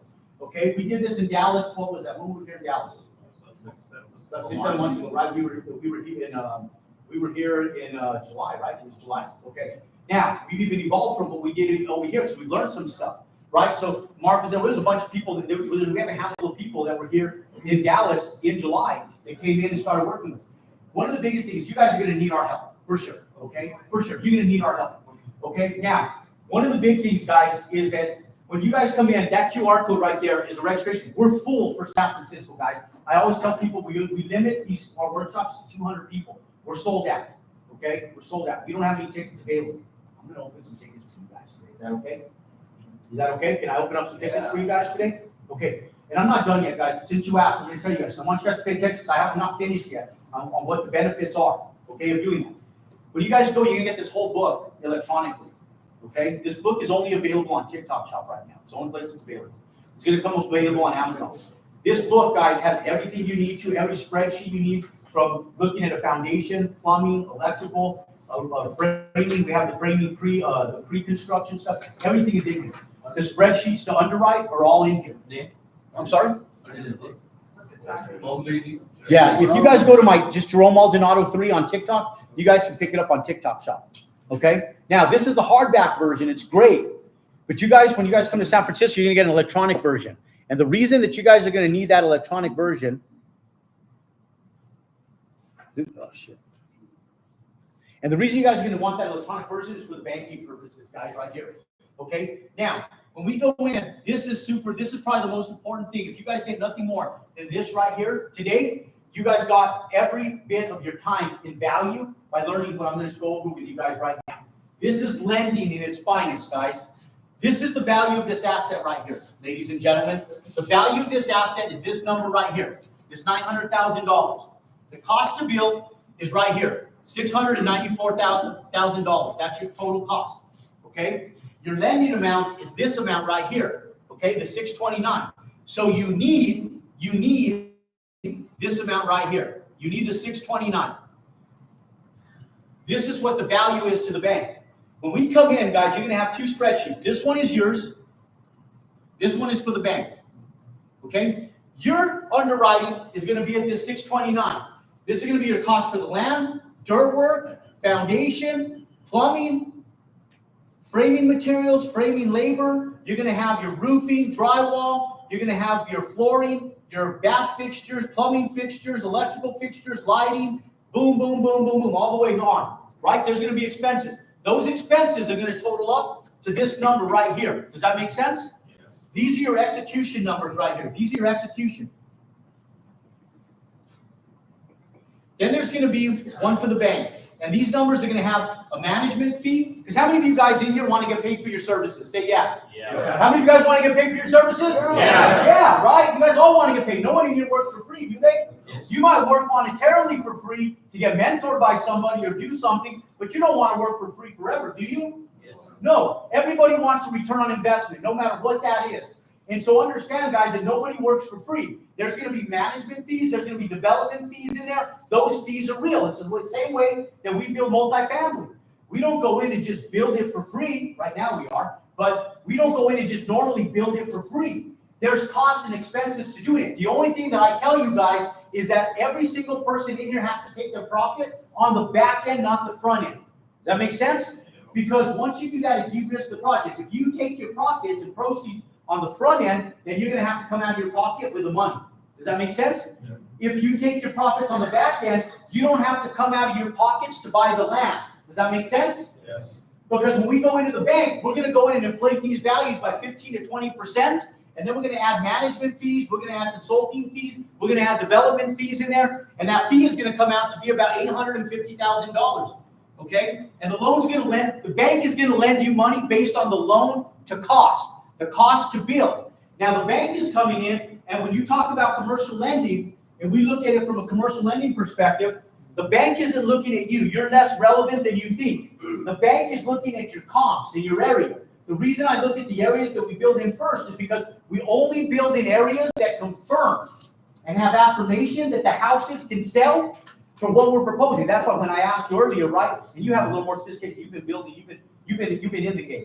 But one of the things that I was asking earlier, and when we were talking about your land as well, right? Yeah. And I was asking, I said, what can houses sell for in that area? What are the comps in that area, right? And the reason why is because the bank is going to go in and they're going to confirm with an appraiser that the house can actually sell for what you're telling them it's going to sell for. Does that make sense? Yes. They want to know that the same houses that they're comping are getting built in that area. Are there other homes that are 2,600 square feet in that area that are selling for $900,000? Are there other homes in that area that are 3,000 square feet selling for $1 million? They're looking at the price per square foot, guys. Price per square foot. And truth be told, if you guys get over the $300 per square foot mark on houses, on resale prices, that's when you start really making money. You can make money at $265 a square foot. You can make money at $285 a square foot. But once you go over that $300 per square foot resale price, that's where your bandwidth for larger profits lies. Does that make sense? Yes. Okay? So what I'm always looking for is I'm looking for areas that I can get $300 plus per square foot for my resale value on my houses. Make sense? And here in Texas, it exists. Okay? Big time. Okay? Now, when we go in, guys, if we go in and we take a look at the bank value, let's say that we go in and we underwrite this even at like $860,000. Let's say that this money right here for the bank, our finished budget comes in at $860K. If we take 80% of that, loan to cost. Now, you're going to use local lenders, guys. You're going to use small credit unions. You can use your local guys. Don't go to Bank of America. Don't go to Wells Fargo. Don't go to Chase. Don't go to these guys. Your local lenders are community banks are your friends, guys. If you go in and you just Google credit unions and small community banks in the Dallas-Fort Worth area. Okay, so I don't want to hear this bullshit that there ain't banks and lend on this. Okay? Hillcrest Bank, Prestige Community Credit Union, Local Federal Credit Union, Neighborhood Credit Union, Fort Worth Community Credit Union, Fort Worth Community, there's a bunch of Fort Worth, Neighborhood Credit Union, Mobility Credit Union, Greater Texas Credit Union, Credit Union of Texas, Resources One Credit Union, City Credit Union, Texas Trust Credit Union, In Touch Credit Union, Land and Trust Credit Union of Texas, Credit Union of Texas, Neighborhood, Southwest Financial Federal Credit Union, Fort Worth Community Credit Union, Liberty One Credit Union. You guys get the picture? You guys get the picture? Now, let me tell you guys something. Don't leave here and go to your bank and say, hey, can I get a construction loan on a $900,000 house? You know what they're going to tell you? How many people can guess what they're going to tell you? They're going to say no. They're going to say no. You can't have a loan for $900,000. Don't put the cart in front of the horse, right? You got to have the paperwork, guys. You guys got to go through the process. You know what this book is? You know what you guys are going to get? You guys are going to get the process to do this. To go out and make money doing this, guys, you got to go through the process. The process looks like this. You go in, you get your survey. You're going to go in and get your architecture, your engineering, and then you're going to get your permits. Okay? Now, these equal money. This is the process. What we're doing for these guys down in California right now is there's a government, and I'll just tell you guys this because if you guys know people that were affected in California, I want you guys to have them reach out to us. And they can reach out to us at our info@jeromemaldonado.com email address. I just did a YouTube video on this last night. And what's happened is there was an executive order, and the executive order is N-4-25. That was the executive order in California. It's N-4-25. And that executive order allows expediting permits in California. So it's going to cut it's going to cut the red tape down to 10%. So they'll be able to get permits 90% quicker. In the state of California, the state typically is required to do fire cleanup and restoration. In that executive order, it allows the homeowners to do their own fire cleanup. And so the only problem is they're going to need to learn this process, guys. People don't know this process. We're going to do this for them for free. the state of California. That's my give back to the people in California. My office is already ready for it. Yesterday afternoon, I spent over an hour with two of the girls in my office that are taking this on. Some of our students that know the process, if you guys come in, you guys work with us, we're going to be pushing some of that over to some of our students as well to be able to help these people through the process. We're going to be doing the legwork in over 20 different municipalities that were affected by the fires in California. Okay? And so for those of you guys that know the permitting process, that know how to work through it, we're going to be working through that together with these folks in California. Make sense? Yes. Cool.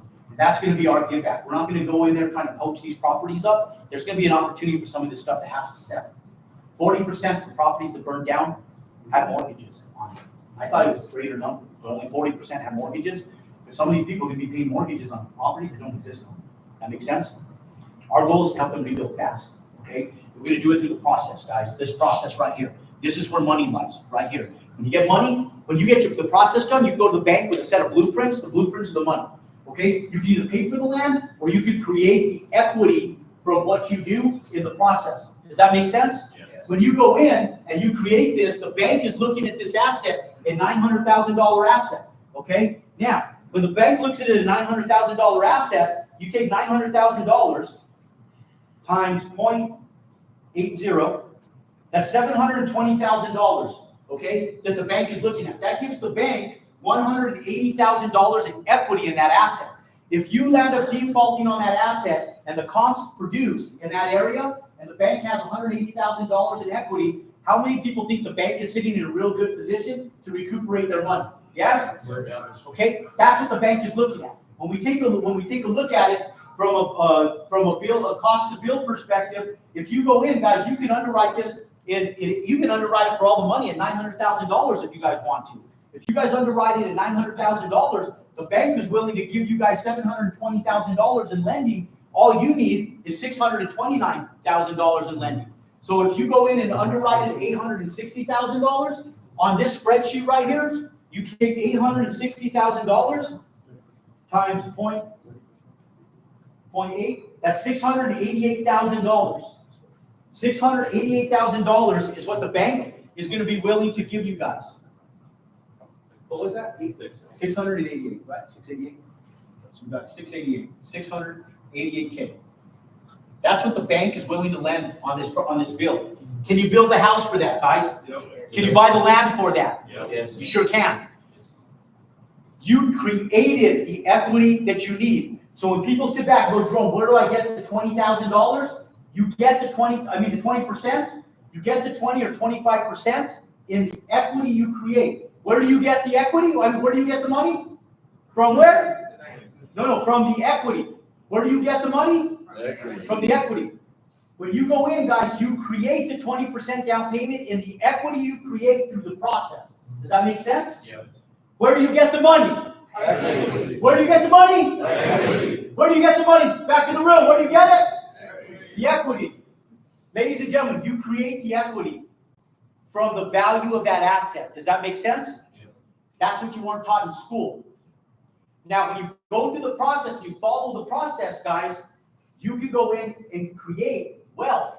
So remember when I said I can build a $900,000 house, and I had you guys do that? You can build a $900,000 house, okay? Now, when we go in, guys, one of the biggest things that we're going to do in San Francisco on February the 8th is we're going to build somebody's business credit live as we're actually sitting there, okay? So you can go in and do this with your personal credit and do like an owner build, or you can go in and you can do it under a business if you want to and have a general contractor vet for the experience for your first 1 or 2 homes and pay a little bit more. That's okay. Now, how would you guys like to be able to ante up and double down on being able to do this by having a business line of credit? Some of you guys would love to be able to do that, okay? Look at what happens, guys. 95% of businesses started fail in their very first year. 95% of businesses fail in their first year, okay? Out of the 95% of businesses that fail, 5% that make it, 98% of those businesses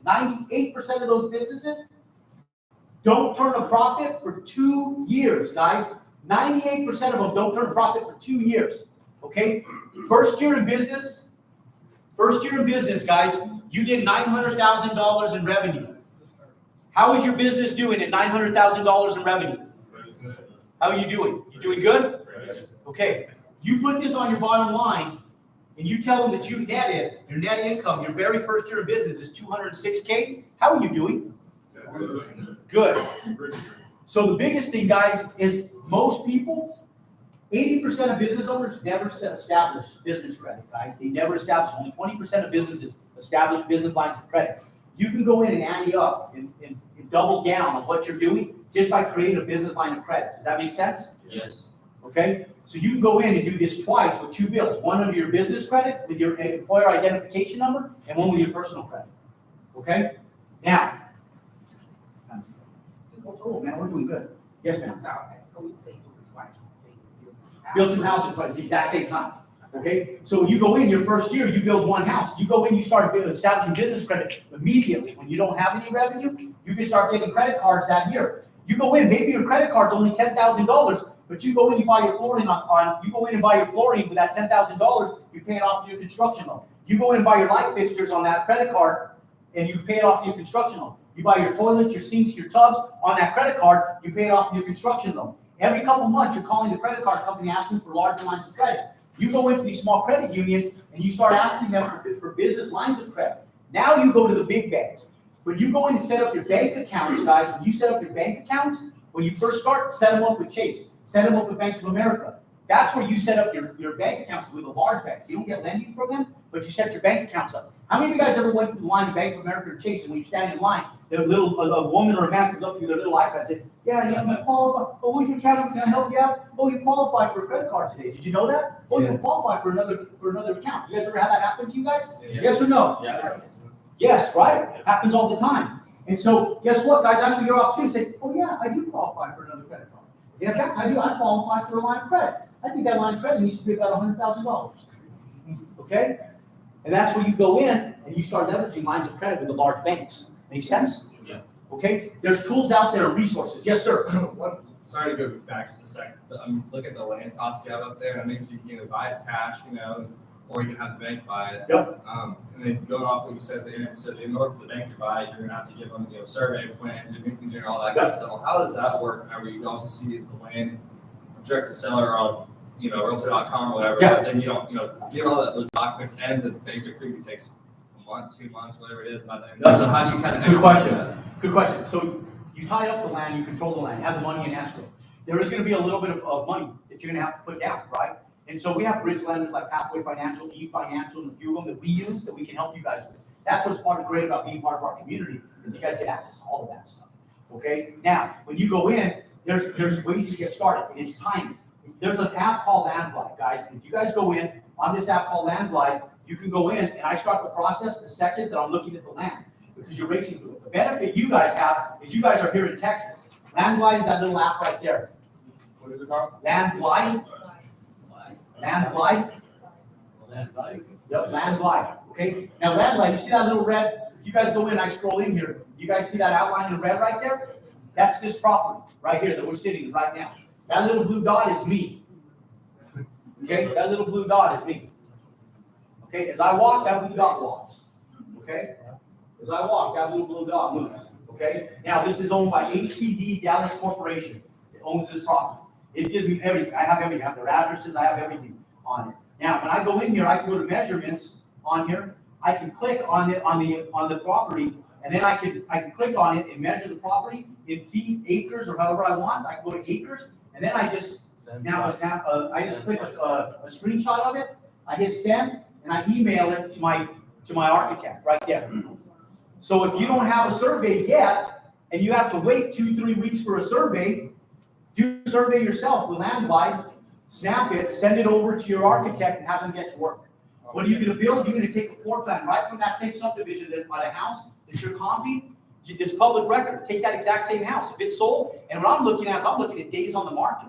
If there's one house that sold quicker, I'm going to take the house that sold quicker. Why did that house sell so quick? If there's one house that took 90 days to sell, one that took 24 days to sell, I'm going to the house that took 24 days to sell, and I'm going to model after that house. I'm going to take it to the architect. I might have to change the garage. I might have to switch a couple things, but that's the house I'm going to build. And then I'm going to take that and have them plat it, and I'm going to start the process immediately. That way, 30 days later, I have a set of plans I can take to the bank, so that way they can start appraising the property. Then maybe it takes you 60 days to go in, start working on your lending, but you start working through the process immediately. Does that make sense? So idea is just negotiate with the seller to have a 60-day close. or Yeah, something do a along like 60-day that. close. And the biggest thing, guys, is communication. If you have a seller that's that big of a dick that they won't give you an extra week, screw that seller. Boot them in the ass. Where that land came from, there's another one, guys. Back when I first started building, guys, I thought the land was gonna run out. Literally, I did. I still have over 60 lots that I have for sale, not for sale, that I own, that I bought pre-2008, because I was buying land so fast, that I literally felt that all the land on the earth was gonna be swept up. But guess what? Those lots are still there, and there's still land all around, okay? Where that lot came from, there's more land, I promise. That makes sense? I know when you first start, you're like looking for this magical piece of land. We'll work with you guys through that. Once you find an area, guys, you can stay in that area and build the rest of your career. You don't even have to move. I've moved one time. I built in one area from 1998 to 2009. I built in one area within like one mile radius, guys. Hundreds of homes in one mile radius. The only reason I switched was in 2009 when the recession hit. I moved to a municipality that didn't have impact fees, because I was able to take that $12,000 of impact fees, put it into the quality of my home, and I'm still building in that area today. I love that area so much, I landed up building my house out there. Does that make sense? And I still build out there today, in that same area. Still finding lots, still building in that exact same area that I've always built in. Okay? And so when you go in, the more bandwidth that you have, you'll create bandwidth with execution. Because when there's other lots, the realtors now, you can buy that time. Your first one's the hardest, because you've got to find that perfect deal that'll allow you to close a little bit later. Once you close and you're a builder, you're gonna go back and buy a second lot. How many people think that the seller wants to be able to have a residual client? Raise your hand. Yeah, right? So now you can negotiate your terms, and they'll work with you because they know you're a closer and you're an executor. They saw your product go up. Does that make sense? That's all you got to do. I do it every day, and so do our students all the time. Okay? Now, ladies and gentlemen, I'm going to answer all of you guys' questions here in one section, guys. Let me do this real quick here. About 15 minutes ago, my team sent you guys a text message with a link, which is that QR code, to be able to register for California. I usually go till midnight, guys, with ticket sales, but we always land up with about 20 ticket sales every time we go. And I got to do a meetup the day before in San Francisco. This is my last meetup before San Francisco. It's February 8th, guys. You guys can register. It's $598 to go join me in San Francisco, okay? When I do these meetups, I always discount them down to $398, okay? So when we do these meetups, and it's usually only till midnight, it's $598, okay? It's $398, but it's not until midnight, guys. And the reason why it's not, I'm just talking about houses, it's $398, okay? And it's not till midnight. I'll give you guys like 2 hours, and in 2 hours, we cut off that $398, and it goes up to $598, and the only reason is because we're sold out, okay? So I don't care how many we sell right now, but whoever wants to go, register now and get your tickets registered so that within the next 2 hours, so that way you guys get a seat. Because in 2 hours it goes up to $598, and midnight we're gonna cut it off completely. Okay? So at midnight we'll cut it off. And the reason we'll go up to $598 is to slow down the sales, because we know that you guys will continue registering at that $398. So if you guys want to go to San Francisco, join me. Now here's what San Francisco looks like real quick. San Francisco is going to be underwriting, and we're going to go through this spreadsheet right here. This is the spreadsheet. It's an electronic version. We're going to have hard copies of that exact spreadsheet. This is the spreadsheet right here to underwrite. We're going to underwrite this, and we're going to go through everything line by line, line item by line item. It has every single piece of everything you're going to need in the exact sequential order of every single bill that you'll ever do. My dad and I built this spreadsheet back in 1999. Okay, we built it on Excel. It's evolved since then, but this is what the bank's going to ask you for. You're going to need to know how to use this to get lending and to get money. This spreadsheet right here. You cannot get lending without this spreadsheet. The bank will need this. Okay, this is money, and so we're going to run through it, line item by line item in person. While we're doing this, we're going to build somebody's business credit live, and we're going to show you guys how to start working and building your business credit. I'm not bringing in speakers. It's going to be me. I'm doing the training. You guys are going to have a few of my students there, my high-end students, my Build Wealth students. These guys pay $30,000 a year to be a part of our Build Wealth community. They're our high-level students. These guys will have, we only have about 80 a year. We limit it to 80 of these students a year. We're only inviting about 20 of them. But in every single table, there's going to be a Build Wealth student there. So as I'm on stage going through this, as you guys have questions, how many of you guys suck at math? Raise your hand. Okay?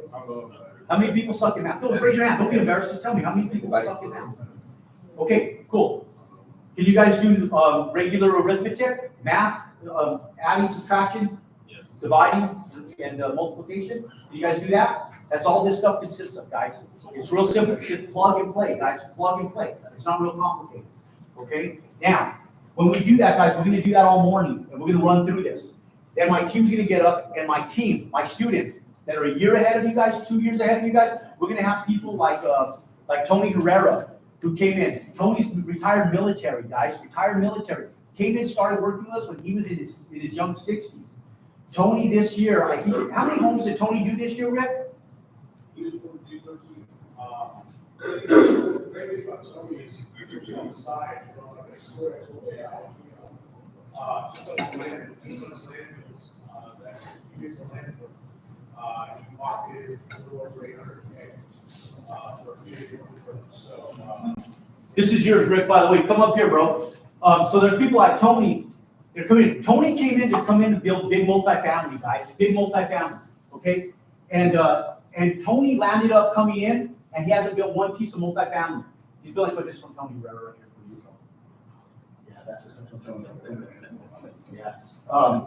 He was retired military, so they give you the coins. I found out that those coins are like drinking coins. So you guys in the military, they're based on like drinking games and stuff in the bars. And if you get them, you get a free drink. You get a coin from somebody, you get a free shot or a free drink. And that's an able coin.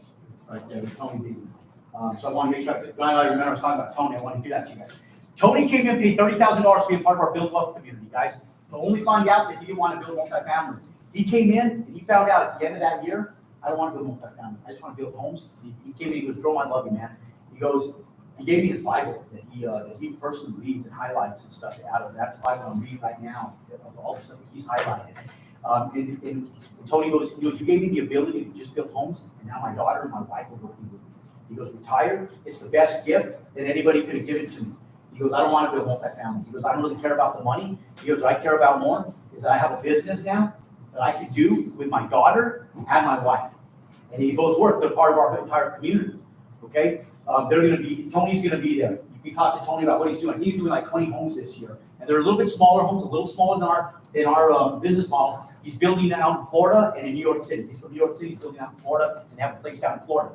We're gonna have people like Eddie Gutierrez there. Eddie Gutierrez is a firefighter, guys, making $62,000 a year. He built 4 homes this past year. He built 6 this year, sold 4. He netted over $1 million this year. He retired in August from the fire department after 23 years of service in the fire department.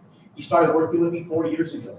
Eddie hit millionaire status last year in December of 2023. He was running around going, I gotta buy a building, I gotta buy a building. So I find him a building to buy. Then he's scared to buy the building. Like I find it for him like November. Then he's scared to buy the freaking building. And so in December 15th, he goes, bro, did you close on the building? He says, yeah, I'm gonna close on it, man. I'm just a little scared. And so December 28th, he closed on the building, guys, because he had a cost segregated, okay? And so what ended up happening, guys, is this, and with Eddie. So people like Eddie are gonna be there. People like Bruno, you immigrants, Bruno came from Turkey 7 years ago, and he opened up restaurants, guys. He opened up restaurants. He came into our Build Wealth community like 2 years ago, and he just built a 50-unit apartment complex.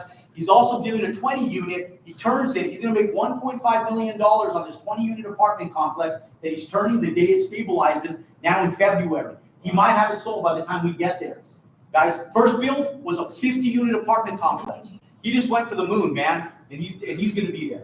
Okay? Now, look, guys, when you go in, we're going to talk about like 4-unit, 8-unit multifamily apartment complexes. You go in, you do like an 8-unit, it's going to be worth someplace right about $2.3 million. If you pay about $300,000 for that, for this land of the 8-unit, that's $2 million because you can't cost segregate, you can't depreciate the land. So if you subtract out the land value of $300,000, that means that asset is worth $2 million. You can take 80% through bonus depreciation. You can take 80% of this in depreciation in the first year. That's about $1.7 million tax-free. So you could go out and make $1.7 million and not pay taxes on it, guys, and not pay taxes on it. Remember when I said when we started today that you're going to be forced to get into multifamily? Remember when I said that? In the afternoon in San Francisco, ladies and gentlemen, we're gonna go through exactly what we're going through in the residential game, in the multifamily game. And we're gonna teach you guys how to not only underwrite the value of that asset based on this right here, we're gonna teach you guys how to know what that asset is worth before you build it. How many of you guys think it'd be better to back into an investment knowing what it's gonna be worth before you even get into it? How many people think that's a smart way to do it? The best way to do it, only way to do it. You'll also know what the cost to build is before you get started. Because we're going to teach you guys how to underwrite the cost to build, and we're going to teach you guys how to underwrite the value of that asset. Here's the problem in the world today. How many of you guys would love to own a fourplex? Great, go fucking find one. Good luck. I have one for Good sale. luck. I have one for sale. Yeah, he has one for sale. Go buy his.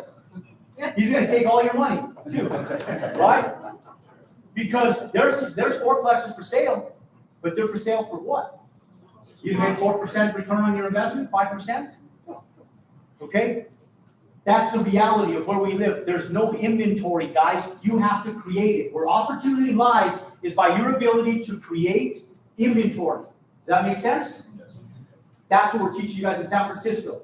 The morning, residential. Lunch, on me. We're feeding you guys steak and fish, halibut and tri-tip steak. And then that's on me. I buy you guys lunch. Lunch is on me. Afternoon, multifamily. I'm doing this event for free, guys. I'm not doing it. The whole event will cost me like $50,000 to put on. By the time I pay for food, by the time I pay for hotel rooms, staff, pay for AV, everything, $50,000-$60,000. If you add up the ticket sales with 200 guests at $398, you guys will see we're doing it for free. Okay? I'm doing this because I'm creating an army. I'm creating a community. Okay? Now hear me out here, guys. This is important. You guys might sit up here and say, why do you do this, Jerome? If you're making so much money in multifamily, why would you do this? Because let me tell you guys something. There, I can move mountains with people. Does that make sense? Yes. You can't be a great nation without an army, can you? The greatest nations in the world have the strongest armies. Yeah? Yes. If there's one person in this room that invests in one of my deals, my time today was worth it. If there's one person that brings me one deal out of that whole project, out of that whole event, my time was worth it. There will be lives that we will change that day in San Francisco. There's people sitting in the seats right here today that in 2 years from now, 1 year from now, will be on a stage with me telling your story to people that are brand new. We're going to change lives for people that are in this room right now. The question is, whose life are we going to change? I don't know that. You may not know that. You may not know that your life is going to change in a good way. But the biggest thing is lives will be changed. And I'll be responsible for a part of that. The vast majority of it, you'll be responsible for. Does that make sense? Yes. I'll give you the roadmap. You have to travel the journey. Does that make sense? Yeah. Okay. Now, ladies and gentlemen, the biggest thing is finding somebody that's willing to do what I'm doing right now. There's very few people. We have a community of over 1,800 people nationwide. 100% of them invested in themselves. And they saw a reason why it was important to invest in themselves. If you guys aren't willing to invest in yourselves, I'm not willing to invest in you either. I did this for free today, guys. How many of you guys got more out of this today than you thought you were for free? Raise your hands. If you're leaving here with more than you came with, raise your hands. Yeah. Ladies and gentlemen, we're going to change lives. We're building a fucking army. Okay? I do cuss, and I'm gonna push your buttons. Okay? If you guys don't like that I cuss, don't do it. You're not going to do it. I do it on purpose. Push your buttons. Okay? We're going to change lives. We're going to change lives. And the biggest thing, you guys, we're going to do it together. Now, it's going to take an investment from you guys. When you come in, you're part of our community. You're part of our community for life. We don't have annual fees to come in and be a part of our community. Once you're a part of our community, you're a part of our community for life. The key to your success is in your back pocket, guys. Because if you're not willing to invest in yourselves, I know that you'll never do nothing. I have people that come up to me every time I do one of these meetings, say, I'm going to be one of your greatest students. I'm going to build a house. I'm going to crush it, Jerome. I'm going to go out there and I'm going to be your #1 student. And I'm yet to see one of them to this day, once they tell me that. It takes execution, guys. A lot of people contemplate to consider and reevaluate. It takes a decision, guys. It takes a decision. And the biggest thing is how many of you guys would go in, like our Build Wealth community, and spend $30,000 if you knew you were going to make $200,000 net in your first year? How many of you guys would do that? Okay? But would you? But would you? Would you? Would you honestly? Okay? The good news is to be a part of a community. It's not a $30,000 investment. It's a $10,000 investment one time. And you're part of our community forever. Forever. How many of you guys would love to have access to me like this every single week? Every single Thursday. How many of you guys would love to have access to me every single week on Thursdays and one time a month on Saturdays? And I do it for an hour and a half, but I'm always on there. For how long am I on there for? 2 or 3 hours. 2 or 3 hours, guys. I allocate my afternoon to you guys. How many of you guys would love to bring your projects, your underwriting, your projects to me every single week? Where we look at your projects, we look at your plans, your designs, we edit them, we look at your underwriting, when you're ready to go, we look at your comps, and I tell you, yep, you got a green light, by the law. How many of you guys would love to have that opportunity to be able to have somebody to be able to do that for you guys once a week? It's the only amount of time that I can allocate to you guys once a week, but when I do it, I'm committed and I'm there for you guys once a week. An education platform where you guys have over 160 hours worth of educational content that you freaking have to go through. It ain't an option to go through it, you have to go through it. If you don't go through it, I don't want you a part of my community. To be a part of our community, it's an interview process. To be a part of our community. The reason why is we want people that are ready mentally and physically. Okay, we're not accepting everybody into our community. Okay, we had people coming in that were asking me when they came in, hey Jerome, can I be a part of your community? When we first got to, they came in and asked me that. There was somebody that came right in. There's people that came again. They say people are coming out and they're seeking us now. Guys, we'll bring in, we're going to onboard 5 people here today. Guys, as part of our community. When you onboard today, it's $8,000. I do it only the day that I do these events only. And so if you don't onboard today, it is $10,000 to onboard. But when you onboard, there's no annual fee. You're part of my community forever.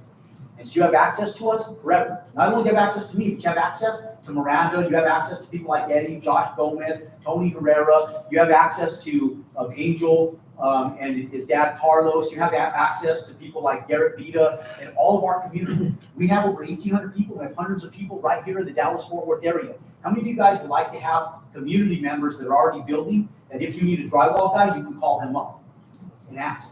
How many of you guys, if you guys need like a foundation person, you call them up. If you need a banker and you're sitting back on what bank did you use, you can go in and talk to their banker and use the same business model, using the same banks that are already lending based on what I talked about today. How many of you guys would like to have a community that supported you? How many of you guys would like to have a community that when you're down, you're in the slumps, and you're feeling scared or overwhelmed, you can go out to breakfast with them on a Saturday morning? How many of you guys love to have that? Okay, that's what we built for you guys. You guys might not be able to build it. I spent millions of dollars building this, guys. In 2018, I started building a personal brand. Why? I didn't know at the time. I didn't know why. I wanted to raise capital, but I didn't know how to raise capital. I started building a personal brand. And so it took me $2 million and 3.5 years to figure it out. How many of you guys would spend $2 million without a return on investment in 3-4 years of your time building something? Once I was that far, this is what I always say. I'm like, fuck man, I'm $2 million into this shit. I gotta make this shit work. I spent 4 years, I'm gonna figure this shit out. Right? That's just the type of person I am. So then it was more about my ego going, fuck yeah, I'm gonna figure this shit out now. I'm gonna get some shoes, I'm gonna figure this damn shit out. And so we figured it out, guys. We figured it out. There are 1,800 students. We're building a fucking army, guys. Who wants to be a part of that army? Raise your hand. Okay? It's gonna take an investment. How many of you guys are willing to invest in yourself? Raise your hand. Okay? Rick, come on up here. Raise your hand. If you guys are willing to invest yourself, you guys want to apply to be a part of our community. Raise your hand if you guys want to be a part of our community and you guys want to do it now. Okay? All of you guys, your hand, stand up. You two right there, go ahead and stand up. Go ahead and stand up. Go ahead and stand up. Okay? Go ahead and stand up. Okay? Okay. If you guys have your hand up, come over here to see Rick. Rick's going to onboard you guys. He's going to work with you guys on applying to be a part of our community. You guys can come on up. How are you? I'm already part of it, so. Yeah, you're already we already have community members in here. How is it being a part of our community, bro? Man, well, I'll introduce myself real quick. Yeah, I was, same thing, I was at my apartment. I'm a general contractor, and I have a background for commercial building. And that's just what I knew, but I'm like, man, I'm hitting a wall where I can't make fucking money. I'm having to work for people and I can't make anything for myself. And so I'm just sitting in my apartment, I'm trying to figure out how can I make money. I see Jerome advertisement come across my Facebook, which I'm just on there. So I'm like, well, he sounds interesting. Clicked on it, man. I showed up within 30 minutes from the event, got invited. That was back in March of 2024. Just finishing the year, I built 2 buildings. I did one at 950,000. I'm doing one right now and finishing in February for 1.7. Dude, we're fucking finishing. We're looking at about $450,000, $500,000 in profit, just depending on how the market goes, especially at the beginning of the year. But we're doing a 4,575 square foot build with pretty much everything you can think of. Now that's high dollar, and that's, we're shooting at $354 square foot, like you said. That's where you make your money. I can't give you that because that's where I make my money. You know what I mean? But without him, everything he says, you're gonna remember, because I remember I was like, man, I'm looking for that perfect plot, and I can't fucking find it. He has the community, he has the environment to help you. I mean, in my back pocket, literally, I can go on my WhatsApp right now where I'm connected with him and, hey guys, I need help me out. What's the point? Where can I find this? Where can I find that? When you're in that development, people are not scared to share because there's so much money, everybody can share. You guys, one of the biggest things is to be a part of our community, like anybody is. A lot of what we do is faith-based, and I don't preach religion, guys. And I'll tell you guys, I'm not the most religious person in the world, but I have a lot of faith. And I grew up traditional Catholic. And I'll tell you guys that I tell my kids this with sports. If you guys follow me, you guys follow my story. And how much time have you personally spent with me? Like with me personally? Probably 10. Oh, you personally? Yeah. March. Mark, like, but I didn't know he was gonna get up and tell that story, guys. I had no idea he had those two builds going. I had no idea, guys. But I just know that there's success rolling through our community, always, every single day. And there's stories like this that are exponential every single day. I tell my kids, guys, here's the thing. You guys will never find otherwise from me. And I tell my kids this. My kids are successful athletes. We use sports to be able to build in school for our kids. My daughter, the reason I'm here in Dallas is my daughter has a competition. And today at noon, she's competing. Here in Dallas, and so right at the convention center. So the reason I'm really here is for my daughter. But every time I come to town, everything I do is with my kids. And so I follow my kids everywhere we go. My son is a 2-time nationally ranked gymnast, guys. He's one of the top gymnasts in the nation. Okay. Now he stopped doing gymnastics 2 years ago to play football. He's been training football since he was 7 years old. He's a junior in high school. He was first team All-State this year. He was the offensive player of the year. He was first team All-District, first team All-Metro. He won like 20 awards this year. It wasn't an accident, guys. It wasn't an accident. He's been quarterback his entire career until this last year. He decided I want a wide receiver. As a wide receiver, he went in and won all those accolades first year. But my son works his ass off. They were the 6A state champions for the state of New Mexico, and they won the 6A championships. And I'll tell you guys, I won't take credit for that. His coaches are part of our program. His coaches are amazing. And I told my son, I've always told my son, because gymnastics was a nasty world, guys, a nasty world. And everybody was always against each other. And my daughter now today, my daughter's trying to qualify for nationals this year. And so she's on her way. She's already qualified for state in her first meet. This is her 3rd meet of the season. She probably has about 7 more meets before we get to nationals. But my daughter's goal this year, before she goes to high school, is to be a national qualified gymnast and nationally ranked before she goes to high school. And she has that on her resume. I tell my daughter this both. I'm going to tell every one of you guys. You guys, in our community, we build greatness, and everybody helps each other. When we go in, our entire community, when you come into it, we require you to help each other. If you don't, it's the only way that you'll be removed from our community. Iron sharpens iron, ladies and gentlemen. The reason that my son won the 6A championships this year is not because he was a great player. He and his teammates together built a great team with great coaches. Does that make sense? One person can make a difference, but they can't win a state championship. They can't win a national championship. Not in a sport that's played with teammates. You play football, is that right? Basketball? Yeah. Yep. So, ladies and gentlemen, it takes a team to win. So when you come in, you're a part of our community. You're a part of the community where we preach it, we teach it, and if you're not part of that, we don't want you. Does that make sense? To be a part of our community, You have to come in, and once you have success, my only requirement out of you is to share your success around you. There's 8 billion people on this earth, guys. There is no shortage of opportunity on this earth. There's a shortage of execution. People think that if you tell people where you're building, that there's not going to be enough room for you. I just sold one of our students' homes. It's building by me. Someone came to my house. They said, Jerome, I just don't like the driveway. It's too steep. It's too close to the highway. I said, you know what? If this house isn't right for you, I want you to go look at this house. It's not done being built yet. It's about 45 days away from being built. But I said, go look at this house. It's one of our floor plans, but I'm not the builder on it. It's a different builder. They don't know about our students, so I can tell it's one of my students, right? So go look at this house. They went down there. I called up one of our students. I called up Josh. I said, hey, Josh, what's your lockbox code on your house? And they went down there. They called me. I said, call me when you guys get down there. And they got down there, and I said, just go on. Feel free to just walk around the house. They went down there. We sold that house. It wasn't even listed. I told Josh, what are you going to sell the house for? It was about 800. I said, the house is going to, so Josh goes, I'm going to sell the house for about 800 grand. So people, how much is that house going to cost? He called me back. I said, it's $840,000. We sold it for $835,000 that day. Went under contract. We help each other, guys. You know the way I look at it? That house isn't for sale anymore. It doesn't have to compete with my house being done. It's sold. Now I get the comp, right? I get the comp. Yeah. So ladies and gentlemen, you guys, so many of you guys have some questions, guys. If you guys want to come in and apply and enroll, you guys feel free to. Yeah. Can I get up there? Yeah, absolutely. Go on up. I'll tell these guys about the story, not really stories, but the process of where you can be in 3 years. Yeah, 3 years. 3 years, where you can really be if you just kick off one deal by 2025, or you can be in 3 years, you're going to want to do it, especially with the tax write-off. Yeah, it's a big deal, man. I mean, and it's not like NFTs, bro. It's houses, guys. It's houses. That's all it is, man. It's real estate. It's out there. It's not. We're not selling pet rocks, you know. It's houses.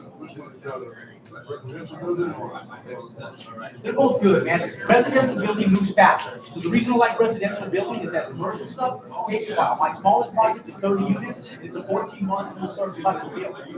Make sure you guys stay in network, guys. Hang out network. Yes. Thank you guys, and God bless you guys.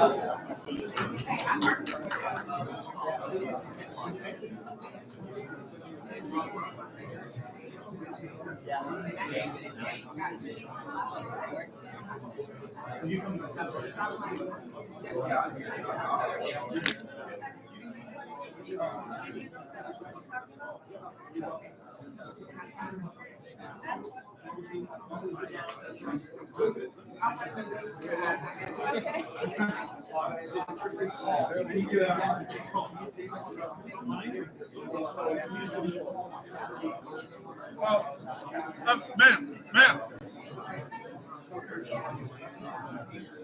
I just sent you my link. I just sent you Yeah. Yeah, that's how it is. But if you go to your messages, I just sent you. Like, everyone contact me. Yeah. Is it working? It's not working. Yeah. I'll figure that out. I'll resend it. All right, thank you. You have to say hi to everybody, guys. Bye.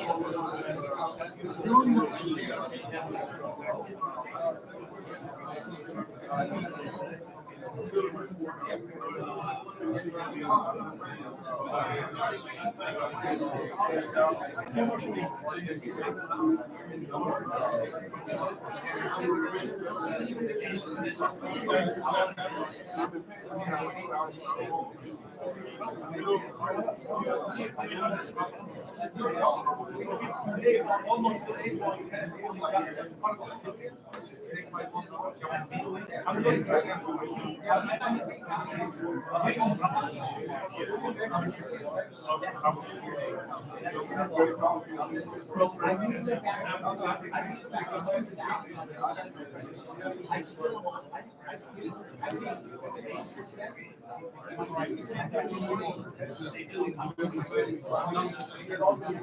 You're right, yes. You're right.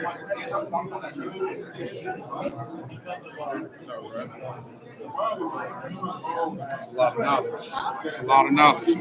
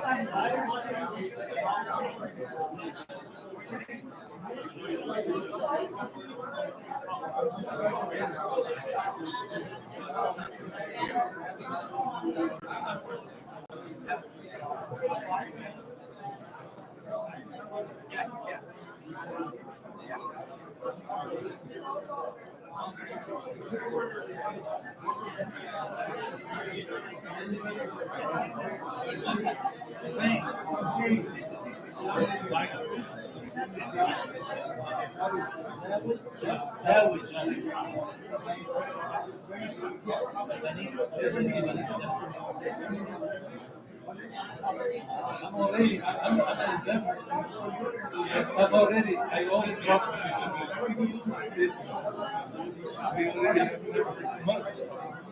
I have only one thing that I'm fixing this.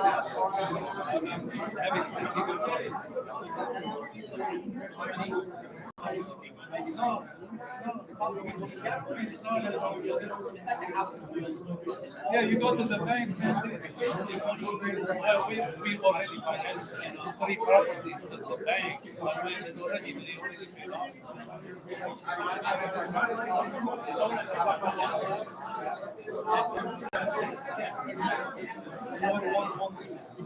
I won't see the total sales.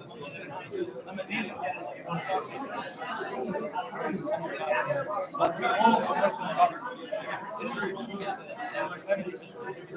we have. We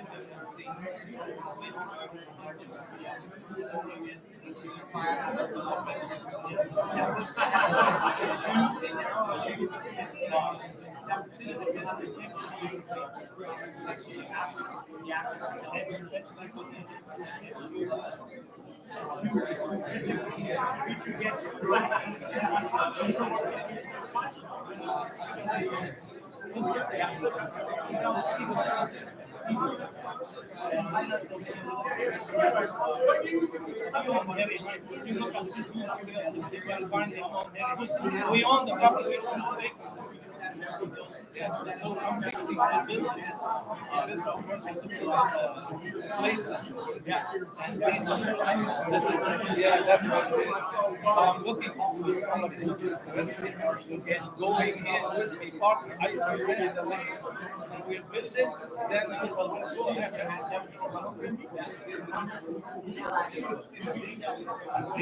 build it. We're gonna ask him at least we need funding for 5 million. We have seen our building before 9/11, and we want to do. But when 9/11 started, I stopped. And then I stopped.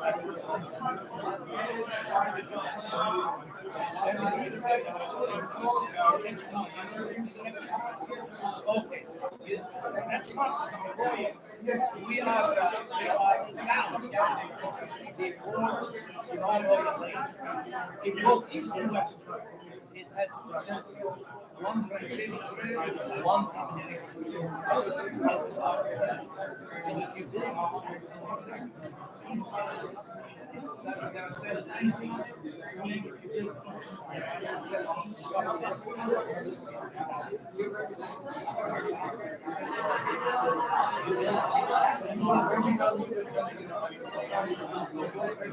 we can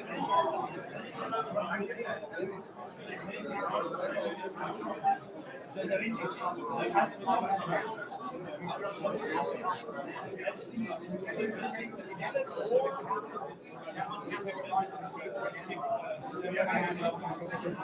Salmon is not Salmon, you know what's Salmon? They go back in the Asian Pacific. We are the neighbors, so any Korean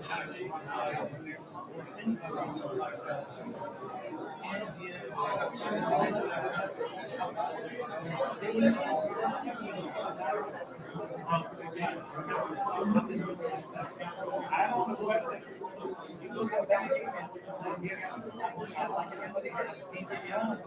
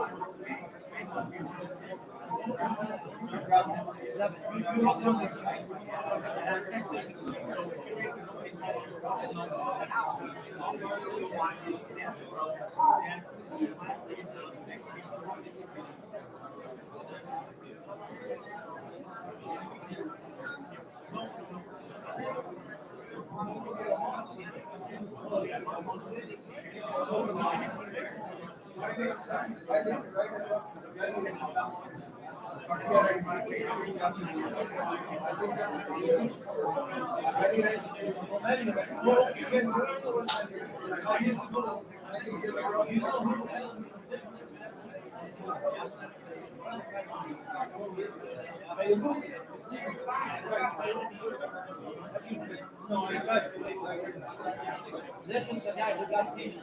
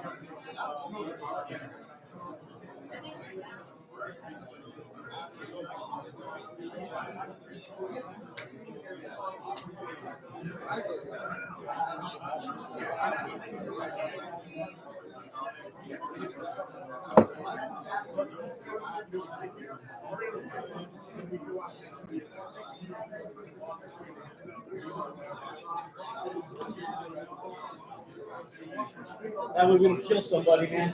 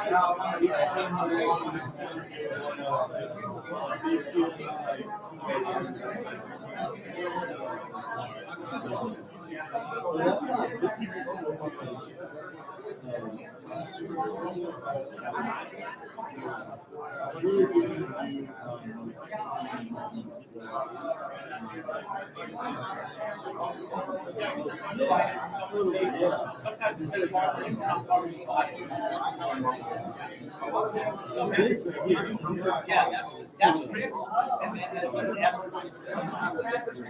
Yeah, turn them all back.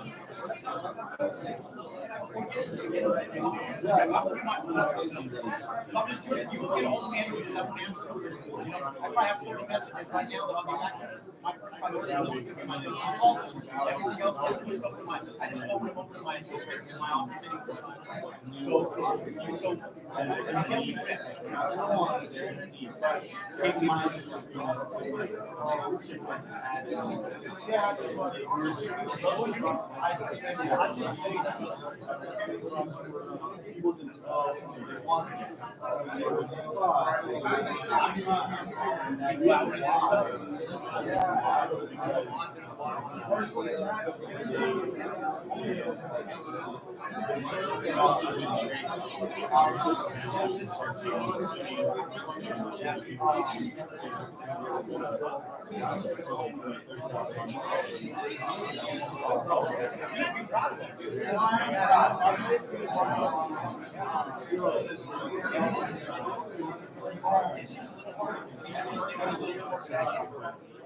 So the way we're selling is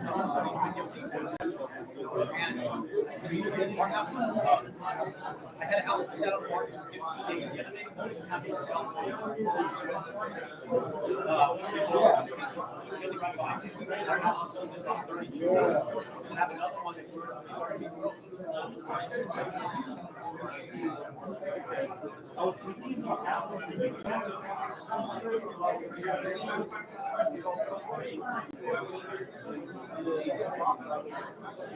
yeah.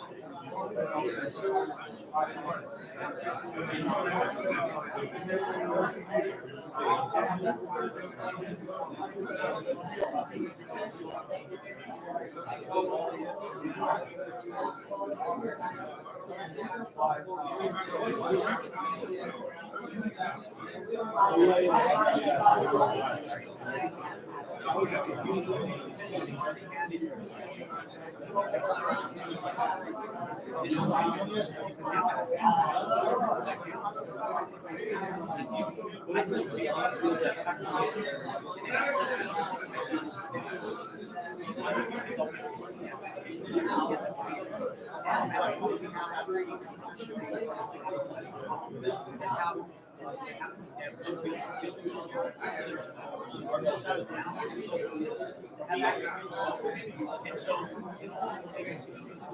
now I'm saying back to some of them aren't all that bad.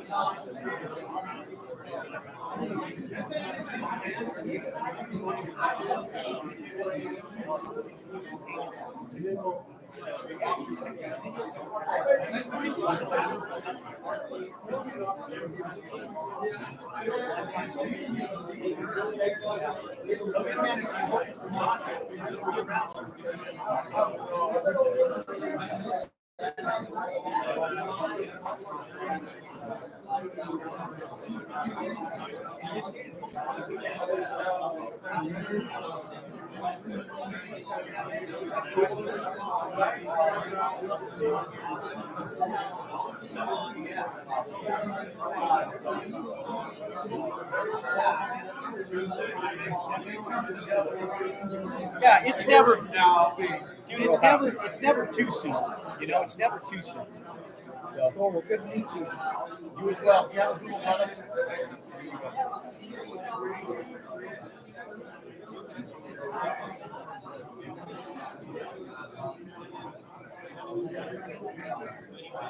Hey, Jerome, this is Pedro. Glad to meet you, man. Good to meet you, bro. Where are you from? Fort Worth. Oh, you're from here. Born and raised? Yes. Cool. What's up, YouTube? I still got a bunch of guys on here. I forgot to close you guys out earlier. Thank you guys for watching. God bless you guys. You guys all have a good one. Yeah, I didn't know that. I forgot that we were still streaming on these ones.